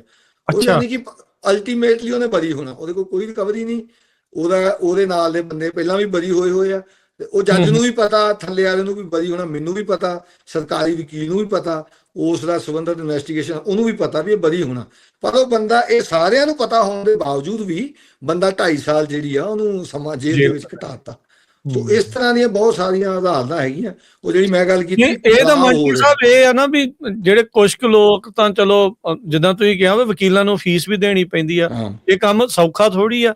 ਹਰ ਇੱਕ ਦੇ ਜਾਣੇ ਦੇ ਵੱਸ ਦਾ ਵੀ ਜਿਹੜਾ ਇਹ ਰੋਗ ਨਹੀਂ ਆ ਵੀ ਉਹ ਚਾਰਾ ਨਹੀਂ ਜਿਹੜਾ ਉਹ ਕਰ ਸਕਦਾ। ਨਹੀਂ ਦੇਖੋ ਅਸੀਂ ਕਰਦੇ ਹਾਂ ਹੁਣ ਉਹਦੇ 'ਚ, ਹੁਣ ਇਹਨਾਂ ਨੇ ਡਾਇਰੈਕਸ਼ਨ ਕਰਤੀ ਸੁਪਰੀਮ ਕੋਰਟ ਨੇ ਵੀ NIA ਦੀਆਂ ਐਕਸਕਲੂਸਿਵ ਕੋਰਟਸ ਬਣ ਗਈਆਂ। ਇੱਕ ਜੱਜ ਕੋ 15 ਤੋਂ ਵੱਧ ਕੇਸ ਨਹੀਂ ਹੋ ਸਕਦੇ। ਹੁਣ ਜੱਜ ਕੋ 15 ਫਾਈਲਾਂ ਹੁਣ ਹੈਗੀਆਂ, 100 ਫਾਈਲਾਂ, ਮਹੀਨੇ ਬਾਅਦ ਤਰੀਕ ਪੈਂਦੀ, ਕੋਈ 15-20 ਦੇਣੀ ਪੈਂਦੀ ਹੈ। ਜਦੋਂ ਕੋਈ ਫਾਈਲਾਂ ਹੀ 15 ਹੋਈਆਂ ਉਹ ਤਾਂ ਰੋਜ਼ ਰੱਖੂਗਾ। ਤੇ ਕੇਸ ਇੰਨੇ ਜ਼ਿਆਦਾ ਹੈਗੇ ਆ, ਸਾਡੇ ਲਈ ਸਾਨੂੰ ਬਾਹਰ ਕਰਨਾ ਉਸ ਚੀਜ਼ 'ਚੋਂ ਵੀ ਅਸੀਂ ਜੋ ਚਲਾਨ ਆ ਗਿਆ ਸਜ਼ਾ ਕਰ ਦਈਏ। ਹੁਣ ਦਿੱਲੀ ਵੀ ਕੇਸ ਆ, ਪੰਚਕੂਲੇ, ਹਰਿਆਣੇ, ਚੰਡੀਗੜ੍ਹ, ਮੋਹਾਲੀ ਵੀ, ਹੁਣ ਸਾਰੇ ਕੇਸ, ਇੱਕ ਕੇਸ ਰੋਜ਼ ਰੱਖੂਗਾ। ਜੇ 15 ਕੇਸ ਹੀ ਉਹਦੇ ਕੋਲ, ਉਹ ਇੱਕ ਕੇਸ 2 ਦਿਨ ਚਲਾ ਸਕਦਾ। ਤੇ ਉਹ ਲਈ ਸਾਡੇ ਤੇ ਵੀ ਸਮੱਸਿਆ ਹੈਗੀ। ਫਿਰ ਪਹਿਲਾਂ 7 ਸਾਲ ਗਵਾਹੀਆਂ ਹੋਈਆਂ ਨਹੀਂ, ਹੁਣ ਕਹਿ ਰਹੇ ਹੁਣ ਰੋਜ਼ ਹੀ ਆਓ। ਹੁਣ ਰੋਜ਼ ਹੀ ਉਹਦੇ ਚ ਸਹੀ ਵੀ ਗੱਲ। ਕਾਲ ਦੇ ਵਿੱਚ ਉਹਨਾਂ ਨੇ ਉਹਨੂੰ ਕਹਿਣਾ ਵੀ ਫਾਹਾ ਵੱਢਣਾ ਕੇਸਾਂ ਦਾ। ਉਹ ਦੋਨੇ ਪਾਸੇ ਬੈਨੀਫਿਟ ਹੋਊਗਾ। ਹੁਣ ਵਕੀਲ ਕਿੱਥੇ ਕਿੱਥੇ, ਇੱਕ ਵਕੀਲ ਇੱਕੋ ਕੇਸ ਵਾਸਤੇ 1 ਮਹੀਨਾ ਇੱਕ ਕੋਰਟ 'ਚ ਕਿੱਦਾਂ ਖੜਾ ਰਹੂਗਾ। ਸੋ ਉਹ ਉਹਨੂੰ ਕਹਿੰਦੇ ਆ ਵੀ ਹੁਣ ਬੇਲ ਜੱਗੀ ਦੀ ਆ ਜਾਣੀ ਹੈ। ਜੇ ਉਹ ਤੋਂ ਪਹਿਲਾਂ ਐਕਸਕਲੂਸਿਵ ਕੋਰਟ ਬਣ ਗਈ, ਉਹਨਾਂ ਕਹਿੰਦੇ ਦੇਖੋ ਜੀ ਹੁਣ ਤਾਂ ਅਸੀਂ ਕੋਰਟ ਬਣਾਤੀ, ਇਹਦਾ ਡੇਲੀ ਚੱਲੂਗਾ, ਹੁਣ ਤਾਂ ਕੇਸ ਹੀ ਮੁੱਕ ਜਾਣਾ, ਬੇਲ ਕੀ ਕਰਨੀ ਦੇ ਕੇ। ਫਿਰ ਉਸ ਪਾਸੇ ਨੂੰ ਚੱਲ ਪੈਣਾ। ਯਾਨੀ ਕਿ ਮੈਨੂੰ ਇਹ ਡਰ ਆ ਵੀ ਜੇ ਇਸ ਤਰ੍ਹਾਂ ਦਾ ਹੋਇਆ, ਉਹਨਾਂ ਨੇ ਜੁਲਾਈ 'ਚ ਜੱਗੀ ਦੀ ਬੇਲ ਲੋਕਾਂ ਨੂੰ ਬਸ ਉਹੀ ਜਿਹੜੀ ਰੈੱਡ ਟੇਪ ਆ, ਸਿਸਟਮ ਆ, ਉਸ ਦੇ ਜ਼ਰੀਏ ਲੋਕਾਂ ਨੂੰ ਜਿਹੜਾ ਉਹ ਨਪੀੜ ਕੇ ਰੱਖਣਾ, ਉਹ ਆਪਣੀ ਸੋਚ ਤੋਂ, ਆਪਣੇ ਸਿਧਾਂਤ ਤੋਂ। ਅਜੇ ਜਸਪਾਲ ਸਿੰਘ ਜੀ, ਇੱਥੇ ਥੋੜੇ ਜਿਹੇ ਹੋਰ ਉਦਾਹਰਨ ਵੀ ਦਿਓ ਵੀ ਇਹ ਉਹੀ ਕੇਸ ਕਿਸੇ ਸਿੱਖ ਦਾ ਹੋਵੇ ਤੇ ਇੱਕ ਕਿਸੇ ਨਾਨ ਸਿੱਖ ਦਾ ਹੋਵੇ, ਤੇ 2 ਵੱਖੋ ਵੱਖਰੀਆਂ ਜਿਹੜੇ ਤੁਹਾਨੂੰ ਜਿਹੜੀਆਂ ਚੀਜ਼ਾਂ ਦੇਖਣ ਨੂੰ ਮਿਲੀਆਂ ਹੋਣ। ਜਿੱਦਾਂ ਇਹ ਕਈਆਂ ਦੇ ਵਿੱਚ ਕਈ ਸਾਲ ਤੱਕ ਬੇਲ ਨਾ ਦੇਣ ਵਾਲੀ ਜਿਹੜੀ ਗੱਲ, ਤੇ ਦੂਜੇ ਪਾਸੇ ਬੇਲ ਵੀ ਹੋ ਜਾਏ ਤੇ ਕੇਸ ਵੀ ਜਿਹੜਾ ਉਹ ਲਾਂਭੇ ਜਿਹੜਾ ਉਹ ਹੋ ਜਾਵੇ। ਉਹਦੀਆਂ ਕੁਝ ਉਦਾਹਰਨਾਂ ਦਿਓ ਤਾਂ ਜੋ ਹੋਰ ਕਲੈਰਿਟੀ ਜਿਹੜੀ ਉਹ ਆਵੇ ਵੀ ਕਿਸ ਤਰੀਕੇ ਦੇ ਨਾਲ ਡਿਸਕ੍ਰਿਮੀਨੇਸ਼ਨ ਜੁਡੀਸ਼ੀਅਲ ਸਿਸਟਮ 'ਚ ਚੱਲ ਰਹੀ ਹੈ। ਜਿਹੜਾ ਇੱਕ ਕੇਸ ਸੀ ਸਮਝੌਤਾ ਐਕਸਪ੍ਰੈਸ ਟ੍ਰੇਨ ਦੇ ਵਿੱਚ ਬਲਾਸਟ ਹੋਇਆ ਸੀ, 68 ਬੰਦੇ ਮਰੇ ਸੀ। ਉਹਦੇ ਪਾਕਿਸਤਾਨ ਨੂੰ ਜਾਂਦੀ ਸੀ ਜਿਹੜੀ ਇੰਡੋ ਪਾਕ, ਉਹਦੇ ਵਿੱਚ 68 ਬੰਦੇ ਮਰੇ ਸੀ। ਉਹਦੇ ਵਿੱਚ ਹਿੰਦੂ ਰਾਈਟ ਵਿੰਗ ਦੇ ਬੰਦੇ ਸੀਗੇ ਜਿਨ੍ਹਾਂ ਨੇ ਬਲਾਸਟ ਦੇ, NIA ਦਾ ਕੇਸ ਸੀ, ਉਦੋਂ ਕਾਂਗਰਸ ਦੀ ਸਰਕਾਰ ਸੀ। ਉਹਦੇ ਵਿੱਚ ਐਕਸਟ੍ਰੀਮਿਸਟ ਜਿਹੜਾ ਸਵਾਮੀ ਅਸੀਮਾਨੰਦ ਸੀ, ਇੱਕ ਉਹ ਪ੍ਰਗਿਆ ਠਾਕਰ ਜਿਹੜੀ MP ਬਣੀ, ਉਹਦੇ ਕੇਸ ਵੱਖਰੇ ਸੀ ਪਰ ਗਰੁੱਪ ਸੇਮ ਸੀ। ਅਭਿਨਵ ਭਾਰਤ ਉਹਨਾਂ ਨੇ ਬਣਾਇਆ ਹੋਇਆ ਸੀ, ਜਾਂ ਕਰਨਲ ਪ੍ਰੋਤ ਸੀ। ਹੁਣ ਸਵਾਮੀ ਅਸੀਮਾਨੰਦ ਜਦੋਂ BJP ਦੀ ਸਰਕਾਰ ਆ ਗਈ, NIA ਸਪੈਸ਼ਲ ਕੋਰਟ ਆ, ਉਹ ਜਿਹੜੇ ਜੱਜ ਨੇ CBI ਵਾਲੇ ਨੇ ਸਰਸੇ ਵਾਲੇ ਨੂੰ ਸਜ਼ਾ ਕੀਤੀ ਸੀ, ਉਹ CBI ਦੀਆਂ ਪਾਵਰਾਂ ਵੀ ਸੀ, ਉਦੋਂ NIA ਦੀਆਂ ਸੀ, ਹਰਿਆਣੇ ਪੰਚਕੂਲੇ। ਤਾਂ ਉਹਨੇ ਉਹ ਸੀਮਾਨੰਦ ਬਰੀ ਕੀਤਾ। ਉਹਨੇ ਜਜਮੈਂਟ ਦੇ ਵਿੱਚ ਲਿਖਿਆ ਵੀ ਜਿਹੜਾ best evidence against the accused ਸੀ ਸੀਮਾਨੰਦ ਦੇ, withheld by the investigation agency. ਉਹਨਾਂ ਨੇ ਜਿਹੜੇ ਗਵਾਹ ਸੀ, ਜਦੋਂ ਕਾਂਗਰਸ ਦੀ ਸਰਕਾਰ ਸੀ, ਉਹਨਾਂ ਨੇ ਗਵਾਹੀਆਂ ਲਿਖ ਕੇ ਕੋਰਟ 'ਚ ਦਿੱਤੀਆਂ ਹੋਈਆਂ ਸੀ। ਤੇ ਜਦੋਂ ਗਵਾਹ ਹੋਣੇ ਸੀ ਐਗਜ਼ਾਮਿਨ, ਉਦੋਂ BJP ਦੀ ਸਰਕਾਰ ਸੀ, ਉਹਨਾਂ ਨੇ BJP ਦੀ ਸਰਕਾਰ ਦੇ ਡਾਇਰੈਕਸ਼ਨ ਤੇ ਉਹ ਐਵੀਡੈਂਸ ਹੀ ਕੋਰਟ ਦੇ ਵਿੱਚ ਪੇਸ਼ ਨਹੀਂ ਕੀਤਾ। ਤੇ ਜੱਜ ਕਹਿੰਦਾ ਮੈਨੂੰ ਬਰੀ ਕਰਨਾ ਪੈਣਾ। ਸੋ ਉੱਥੇ ਇਹੋ ਜਿਹੇ ਜੱਜ ਵੀ ਹੁੰਦੇ ਜਿਹਨੇ ਇਹ ਲਿਖਿਆ। ਸੋ ਦੂਜੇ ਪਾਸੇ ਕਰਨਲ ਪ੍ਰੋਹਤ ਸੀ, ਉਹ ਕੇਸ ਉਹਦੇ ਬਰੀ ਹੋ ਗਏ। ਉਹ ਫੌਜ ਦੇ ਵਿੱਚ ਸੀਗਾ, ਕਰਨਲ ਸੀ। ਉਹਨੂੰ ਬਾਅਦ 'ਚ ਜੌਬ ਵੀ ਦਿੱਤੀ, ਉਹਨੂੰ ਪਿਛਲੀ ਤਨਖਾਹ ਵੀ ਦਿੱਤੀ ਜਿੰਨਾ ਚਿਰ ਕੇਸ ਚੱਲਿਆ। ਉਹਨੂੰ ਪਹਿਲਾਂ ਬੇਲ ਵੀ ਮਿਲੀ, ਉਹ ਬਾਅਦ 'ਚ ਉਹਨੂੰ ਫੌਜ ਦੇ ਵਿੱਚ ਦੁਬਾਰੇ ਵੀ ਲਿਆ। ਦੁਬਾਰੇ ਲੈਣ ਤੋਂ ਬਾਅਦ ਉਹਨੂੰ ਬ੍ਰਿਗੇਡੀਅਰ ਵੀ ਬਣਾਇਆ। ਉਹ ਰਿਟਾਇਰ ਵੀ ਹੋਊਗਾ, ਪੈਨਸ਼ਨ ਵੀ ਲਊਗਾ। ਹੁਣ ਦੂਜੇ ਪਾਸੇ ਜਿਹੜੇ ਕੋਈ ਸਿੱਖ ਆ, ਉਹਨਾਂ ਦੇ ਕੇਸ ਬਰੀ ਵੀ ਹੋ ਜਾਣ। ਮੇਰੇ ਤੇ ਆਪਣੇ ਤੇ UAPA ਦਾ ਕੇਸ ਸੀ, ਇਹ ਕੇਸ 2009 ਦਾ 14 'ਚ ਬਰੀ ਹੋ ਗਿਆ। ਅੱਜ ਤੱਕ ਵੀ ਮੇਰੇ ਜਿਹੜਾ ਰੈਜ਼ੀਡੈਂਸ਼ੀਅਲ ਜਿਹੜਾ ਘਰ ਉੱਥੇ ਦਸੂਹੇ ਸੀ, ਉਦੋਂ ਮੈਂ ਰਹਿੰਦਾ, ਅੱਜ ਕੱਲ੍ਹ ਲੁਧਿਆਣੇ ਰਹਿੰਦਾ, ਉਸ ਥਾਣੇ ਚੋਂ ਜਾਂ ਕਾਊਂਟਰ ਇੰਟੈਲੀਜੈਂਸ ਵਾਲਿਆਂ ਦਾ ਹੁਸ਼ਿਆਰਪੁਰੋਂ ਫੋਨ ਆ ਜਾਂਦਾ, ਭਾਵੇਂ ਉਹ ਬਰੀ ਵੀ ਹੋਇਆ ਸੀ, ਵੀ ਕੀ ਕਰਦੇ ਹੋ, ਕਿੱਥੇ ਹੁੰਦੇ ਹੋ, ਹਨਾ। ਅੱਛਾ, ਉਹਨਾਂ ਨੂੰ ਪਤਾ ਹੀ ਆ। ਹੁਣ ਮੇਰਾ ਕਿਹਨੂੰ ਨਹੀਂ ਪਤਾ, ਮੈਂ ਤਾਂ ਸਾਰੀਆਂ ਇਹਨਾਂ ਦੀਆਂ ਏਜੰਸੀਆਂ ਦੇ ਕੇਸ ਆ। ਉਹ ਫਿਰ ਵੀ ਉਹਨਾਂ ਨੇ ਜਜਮੈਂਟ ਭੇਜੋ ਜਿਹੜਾ ਤੁਹਾਡਾ ਕੇਸ ਬਰੀ ਹੋਇਆ, ਹਨਾ। ਮੈਂ ਵੀ ਰੱਖੀਆਂ ਹੋਈਆਂ ਫੋਨ ਤੇ, ਫਾਰਵਰਡ ਕਰ ਦਿੰਦੇ। ਕਈ ਵਾਰ ਉਹਨਾਂ ਨਾਲ ਕਹੀ ਸੁਣੀ ਵੀ ਹੋ ਜਾਂਦੀ ਆ, ਗਾਲੋਂ ਗਾਲੀ ਵੀ, ਤੂੰ ਕੌਣ, ਮੈਨੂੰ ਕੀ ਪਤਾ ਤੂੰ ਕੌਣ ਆ, ਮੇਰੇ ਤੋਂ ਇਦਾਂ ਦੀ ਗੱਲਬਾਤ ਪੁੱਛ ਰਿਹਾ, ਹਨਾ। ਸੋ ਇਹ ਜਿਹੜਾ ਵਿਤਕਰਾ ਤਾਂ ਹੈਗਾ ਹੀ ਆ। ਬਸ ਤੰਗ ਕਰਨਾ ਆ ਮੇਨ, ਜਿਹੜਾ ਤੰਗ ਕਰਨਾ, ਬੰਦੇ ਨੂੰ ਹਰਾਸ ਕਰਨਾ।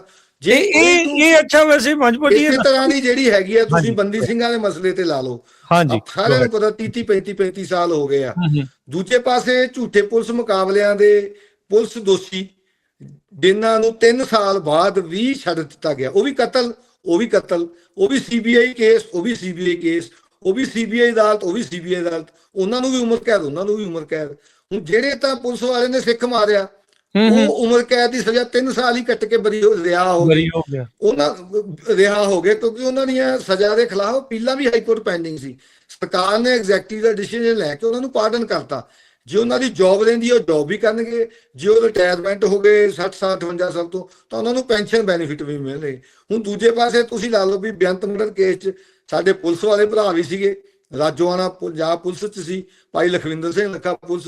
ਜੇ ਉਹਨਾਂ ਨੂੰ ਵੀ ਪਾਲਣ ਕਰਨ, ਉਹਨਾਂ ਨੂੰ ਵੀ ਸਾਰੇ ਬੈਨੀਫਿਟ ਮਿਲਣ, ਪਰ ਉਹਨਾਂ ਨੂੰ ਜਿਹੜਾ ਨਹੀਂ ਛੱਡਿਆ ਜਾ ਰਿਹਾ, ਉਹ 30-35 ਸਾਲ ਬਾਅਦ ਵੀ ਕਤਲ ਕਰਕੇ ਸੇਮ ਅਦਾਲਤ ਦੇ ਰਾਹੀਂ ਸਜ਼ਾ ਭੁਗਤ ਕੇ ਵੀ ਜੇਲ੍ਹਾਂ 'ਚ, ਤੇ ਉਹ ਸਿੱਖ ਨੂੰ ਮਾਰ ਕੇ ਤੇ ਉਹ 3 ਸਾਲਾਂ ਦੇ ਵਿੱਚ ਬਾਹਰ ਹੋ ਕੇ ਨੌਕਰੀਆਂ ਦੇ ਬੈਨੀਫਿਟ ਵੀ ਲੈ ਰਹੇ ਆ।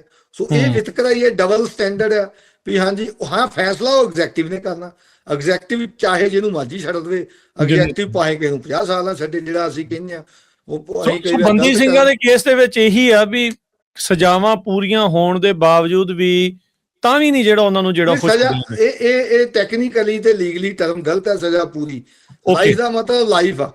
ਇਹ ਐਗਜ਼ੈਕਟਿਵ ਨੇ ਡਿਸੀਜਨ ਲੈਣਾ ਉਹਨੂੰ ਸਜ਼ਾ ਹੋਣ ਦੀ ਕਿੰਨੀ ਘਟਾਉਣੀ ਲਾਈਫ, ਉਹਨੂੰ ਸਾਲ ਘਟਾਉਣੀ ਆ, 6 ਮਹੀਨੇ ਘਟਾਉਣੀ ਆ, 5 ਸਾਲ ਘਟਾਉਣੀ ਆ ਜਾਂ 50 ਸਾਲ ਘਟਾਉਣੀ ਆ। ਜਦੋਂ ਵੀ ਉਹਨੇ ਰਿਲੀਜ਼ ਹੋਣਾ ਉਹਨੂੰ ਕਿਹਾ ਜਾਣਾ ਪ੍ਰੀ ਮੈਚਿਓਰ ਰਿਲੀਜ਼, ਉਹਨੂੰ ਰਿਮਿਸ਼ਨ ਦੇਣੀ ਆ, ਉਹਦੀ ਸਜ਼ਾ ਖਤਮ ਕਰਨੀ ਆ ਜਾਂ ਉਹਨੂੰ ਪਾਰਡਨ ਕਰਨਾ। ਇਹ ਅਦਾਲਤ ਨੇ ਫੈਸਲਾ ਨਹੀਂ ਕਰਨਾ। ਅਦਾਲਤ ਦੇ ਵਿੱਚ ਚੱਲਦੇ ਕੇਸ ਦੌਰਾਨ ਵੀ ਐਗਜ਼ੈਕਟਿਵ ਕੋਲ ਡਿਸਕ੍ਰਿਸ਼ਨਰੀ ਪਾਵਰਾਂ ਹੈਗੀਆਂ। ਕਿਸੇ ਵੀ ਬੰਦੇ ਦਾ ਚੱਲਦਾ ਕੇਸ ਵੀ ਵਾਪਸ ਲੈ ਕੇ ਛੱਡ ਸਕਦੇ ਆ ਜਾਂ ਸਜ਼ਾ ਹੋਣ ਤੋਂ ਚੌਥੇ ਦਿਨ ਵੀ ਉਹਨੂੰ ਛੱਡ ਸਕਦੇ ਆ। ਉਹ 'ਚ ਅਦਾਲਤਾਂ ਕੋਈ ਦਖਲਅੰਦਾਜ਼ੀ ਨਹੀਂ ਕਰ ਸਕਦੀਆਂ। ਇਹ ਸੁਪਰੀਮ ਕੋਰਟ ਦੀ ਰਾਜੀਵ ਗਾਂਧੀ ਵਾਲਿਆਂ ਦੇ ਕੇਸ ਦੇ ਵਿੱਚ ਜਿਹੜੀ ਆ, ਇਹ ਫਿਰ ਅਕਸਰ ਆਪਾਂ ਇਹ ਸੁਣਦੇ ਆ ਵੀ ਉਮਰ ਕੈਦ ਦੀ ਜਿਹੜੀ ਸਜ਼ਾ 14 ਸਾਲ ਹੁੰਦੀ ਆ। ਸੋ ਇਹ ਸਿਰਫ ਉਦਾਂ ਫਿਰ ਕਹਿਣ ਨੂੰ ਹੀ ਕਰਨਾ ਹੈ। ਇਹ ਫਿਰ ਉਹ ਅੱਜ ਰੂਲ ਬਣੇ ਹੋਏ ਆ। ਜਿੱਦਾਂ ਪੰਜਾਬ ਦੇ ਵਿੱਚ ਕਤਲ ਦਾ ਕੋਈ ਉਮਰ ਕੈਦੀ ਆ ਤਾਂ ਉਹ 9.5 ਸਾਲ ਦੀ ਜਿਹੜੀ ਸਜ਼ਾ ਕੱਟਣ ਤੋਂ ਬਾਅਦ ਐਲੀਜੀਬਲ ਹੋ ਜਾਂਦਾ। ਐਲੀਜੀਬਲ ਹੋਣ ਦਾ ਮਤਲਬ ਨਹੀਂ ਵੀ ਆਟੋਮੈਟਿਕ ਛੁੱਟ ਜੂਗਾ, ਉਹਦਾ ਡਿਸੀਜਨ ਐਗਜ਼ੈਕਟਿਵ ਨੇ ਲੈਣਾ ਤੇ ਉਹ ਐਗਜ਼ੈਕਟਿਵ ਲੈ ਕੇ ਉਹਦਾ ਕੇਸ ਵਿਚਾਰਿਆ ਜਾ ਸਕਦਾ। ਜੇ ਉਹ ਸਿਫਾਰਿਸ਼ ਲਾ ਗਿਆ, ਸੰਬੰਧਿਤ ਸਰਕਾਰ ਨਾਲ ਗਿਟਮਿਟ ਕਰ ਗਿਆ, ਪੁਲਿਸ ਵਾਲਾ ਹੋਇਆ ਜਾਂ ਸਰਕਾਰ ਨੇ ਕਿਸੇ ਨੂੰ ਬੈਨੀਫਿਟ ਦੇਣਾ, ਉਹਨੂੰ ਛੱਡ ਦੇਣਾ, ਤੇ ਜੇ ਨਹੀਂ ਛੱਡਣਾ ਉਹਦਾ ਰਿਜੈਕਟ ਕਰ ਦੇਣਾ। ਸੋ ਜਿਹੜਾ ਟਾਡਾ ਦਾ ਉਮਰ ਕੈਦੀ ਸੀ ਉਹ 14+6 ਦਾ ਰੂਲ ਸੀ ਵੀ 14 ਸਾਲ ਠੋਸ ਕੱਟੂਗਾ, 6 ਸਾਲ ਦੀ ਜਿਹੜੀ ਉਹਨੂੰ ਮਾਫੀ ਪਈ ਹੋਣੀ ਚਾਹੀਦੀ। ਜਾਂ 15 ਅਗਸਤ ਤੇ ਮਾਫੀ ਆ ਗਈ, 26 ਜਨਵਰੀ ਗੁਰਪੁਰਬ ਤੇ 300 ਸਾਲਾਂ 350 ਸਾਲਾਂ ਤੇ ਫਿਰ ਉਹ ਮਾਫੀਆਂ 6 ਸਾਲ ਦੀਆਂ ਪ੍ਰਕਿਓਰ ਕਰੂਗਾ, 14 ਸਾਲ ਕੱਟੂ। ਉਹ ਛੁੱਟ ਜਾਂਦੇ ਸੀ, ਉਹ ਬਹੁਤ ਛੁੱਟੇ, ਦਰਜਨਾਂ ਹੀ ਸਿੱਖ ਬੰਦੀ ਸਿੰਘ ਛੁੱਟੇ ਆ।